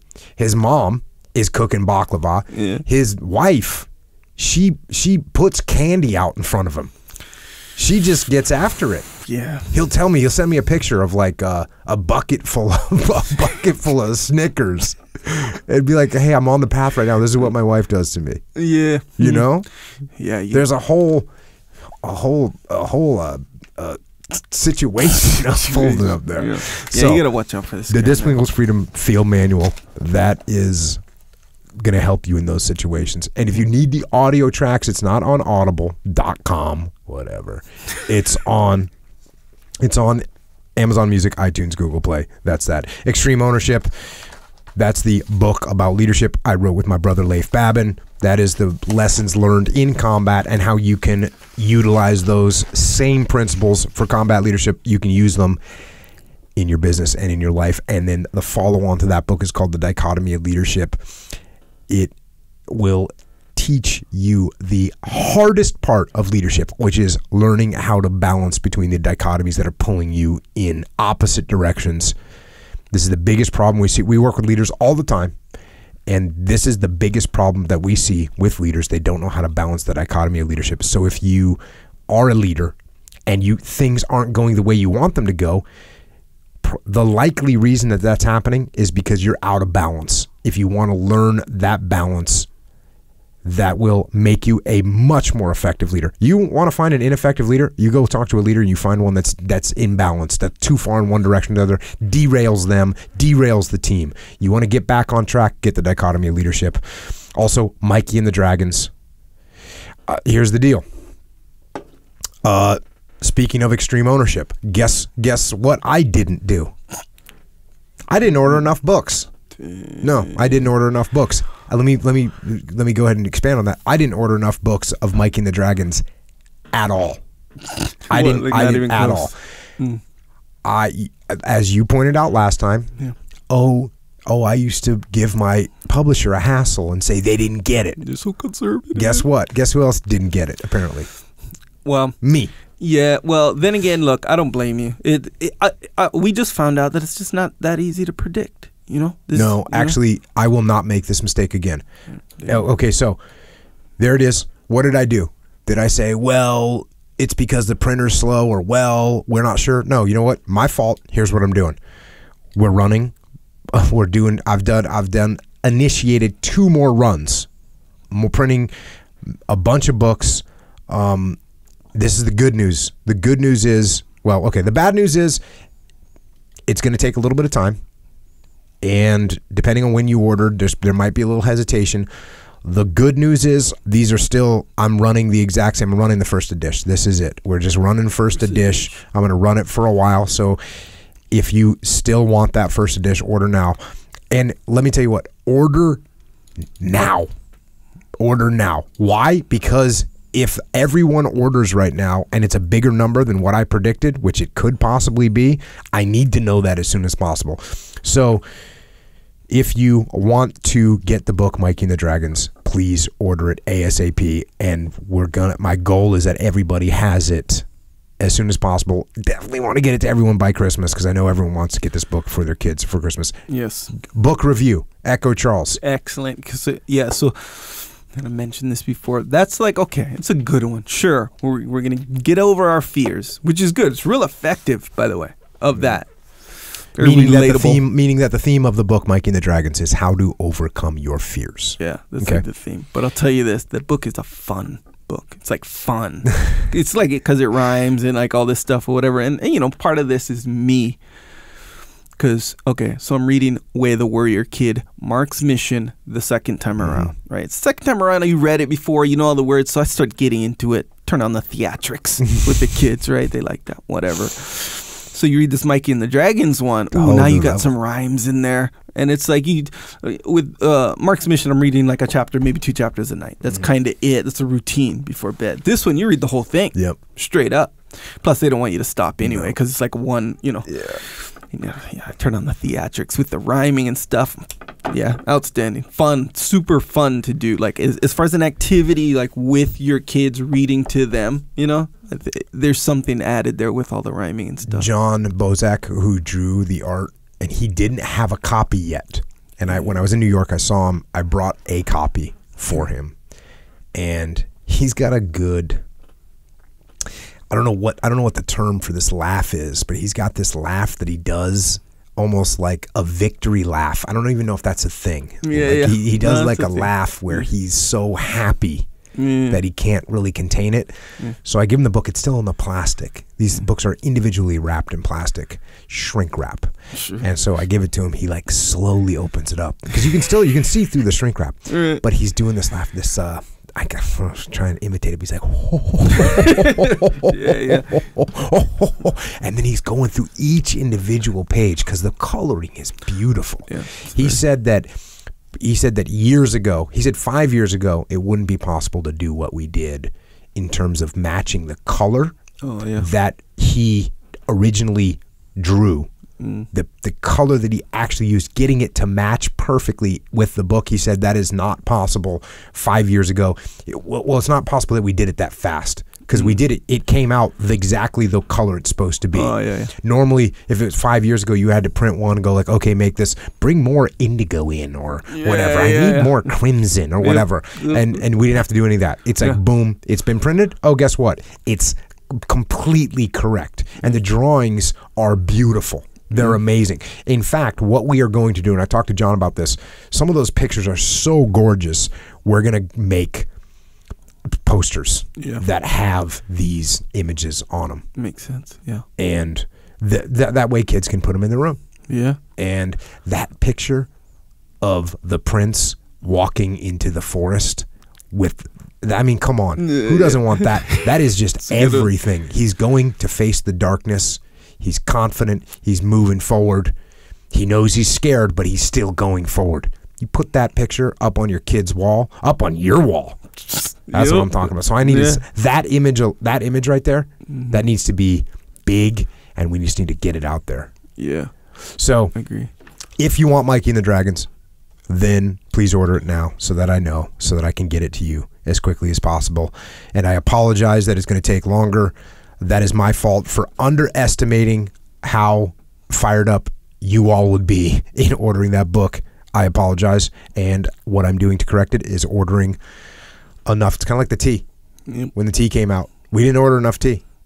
And so I ordered more, and then that still wasn't enough. Yeah. And then I said to Emily, I said, we need to order enough tea that we never run out again. We haven't run out again yet. I'm not saying it'll never happen, but we're at least in a really good spot. So same thing, Mikey and the Dragons. If you want it, order it. Echelon Front, that is my leadership consultancy. And what we do with that is we solve problems through leadership. That's what we do. Whatever problem you're having with your team or your organization, it's a leadership problem. So it's me, it's Leif Babin, it's JP Donnell, it's Dave Burke, Flynn Cochran, Mike Sorelli, and Mike Baima. Go to echelonfront.com for details. The musters in 2019, they are coming. One's going to be in Chicago, one's going to be in Denver. It's going to be spring in Chicago, it's going to be fall in Denver. Every other muster has sold out. I had friends contact me and say, hey, just figured out we're going to come to the muster, I just got 4 people, and I just, let me know when I should arrive. And I'm like, it's sold out. And they're like, yeah. And I go, no, like, you can't come. It's done. There's no more place to go in. You cannot come. Yeah. And so if you're saying that to people, that's problematic. So that means they sell out. This is going to sell out.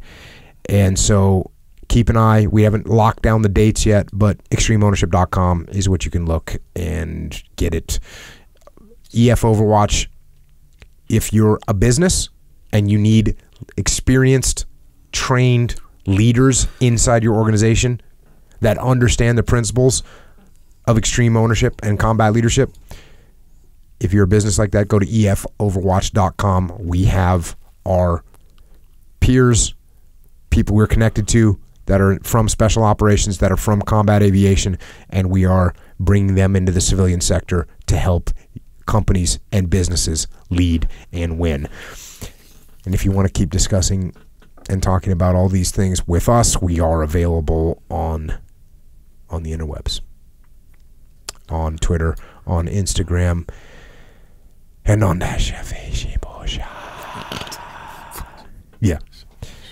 First of all, Dave Hall, he's off the grid. You're not going to connect with him on social media because he's in Hawaii cruising super hard. God bless him. Yep. And Josh Hall, though, Josh Hall Surfboards on Instagram, Josh Hall Surfboards on Facebook. Check out what he posts, beautiful pictures of his boards. You can see what he's doing in the world, traveling, surfing, shaping. Echo is at Echo Charles, and I am at Jocko Willink. And thanks once again to Dave Hall for his service to the country and for coming onto the podcast, sharing his stories and his lessons from war and from life. And to Josh, also thanks to him for coming on. Thanks for spreading that aloha and that stoke wherever he goes, and keeping the roots of surfing planted deep. That's awesome, and it's much appreciated, and it's great to see an American company like yours continue to grow. And to the police, to military, to law enforcement, firefighters, paramedics, EMTs, correctional officers, border patrol, all you first responders, all you military personnel, thanks for protecting our way of life here and abroad. Thanks for protecting us and our ability to do this podcast, to do jiu-jitsu, to go out and surf and live our lives. Thank you all for your service and sacrifice. And to everyone else that is listening, no matter what it is that you choose to do, no matter what that thing is. Whether you're going to go into the military, whether you're going to start a business, whether you're going to work for someone, no matter what you're going to do, put everything that you've got into it. Do it to the best of your ability, whether you're assaulting a building on the battlefield or whether you're shaping a board in the shed. Whatever it is you decide to do, pour your soul. Pour your soul in and get after it. And until next time, this is Echo and Jocko. Out.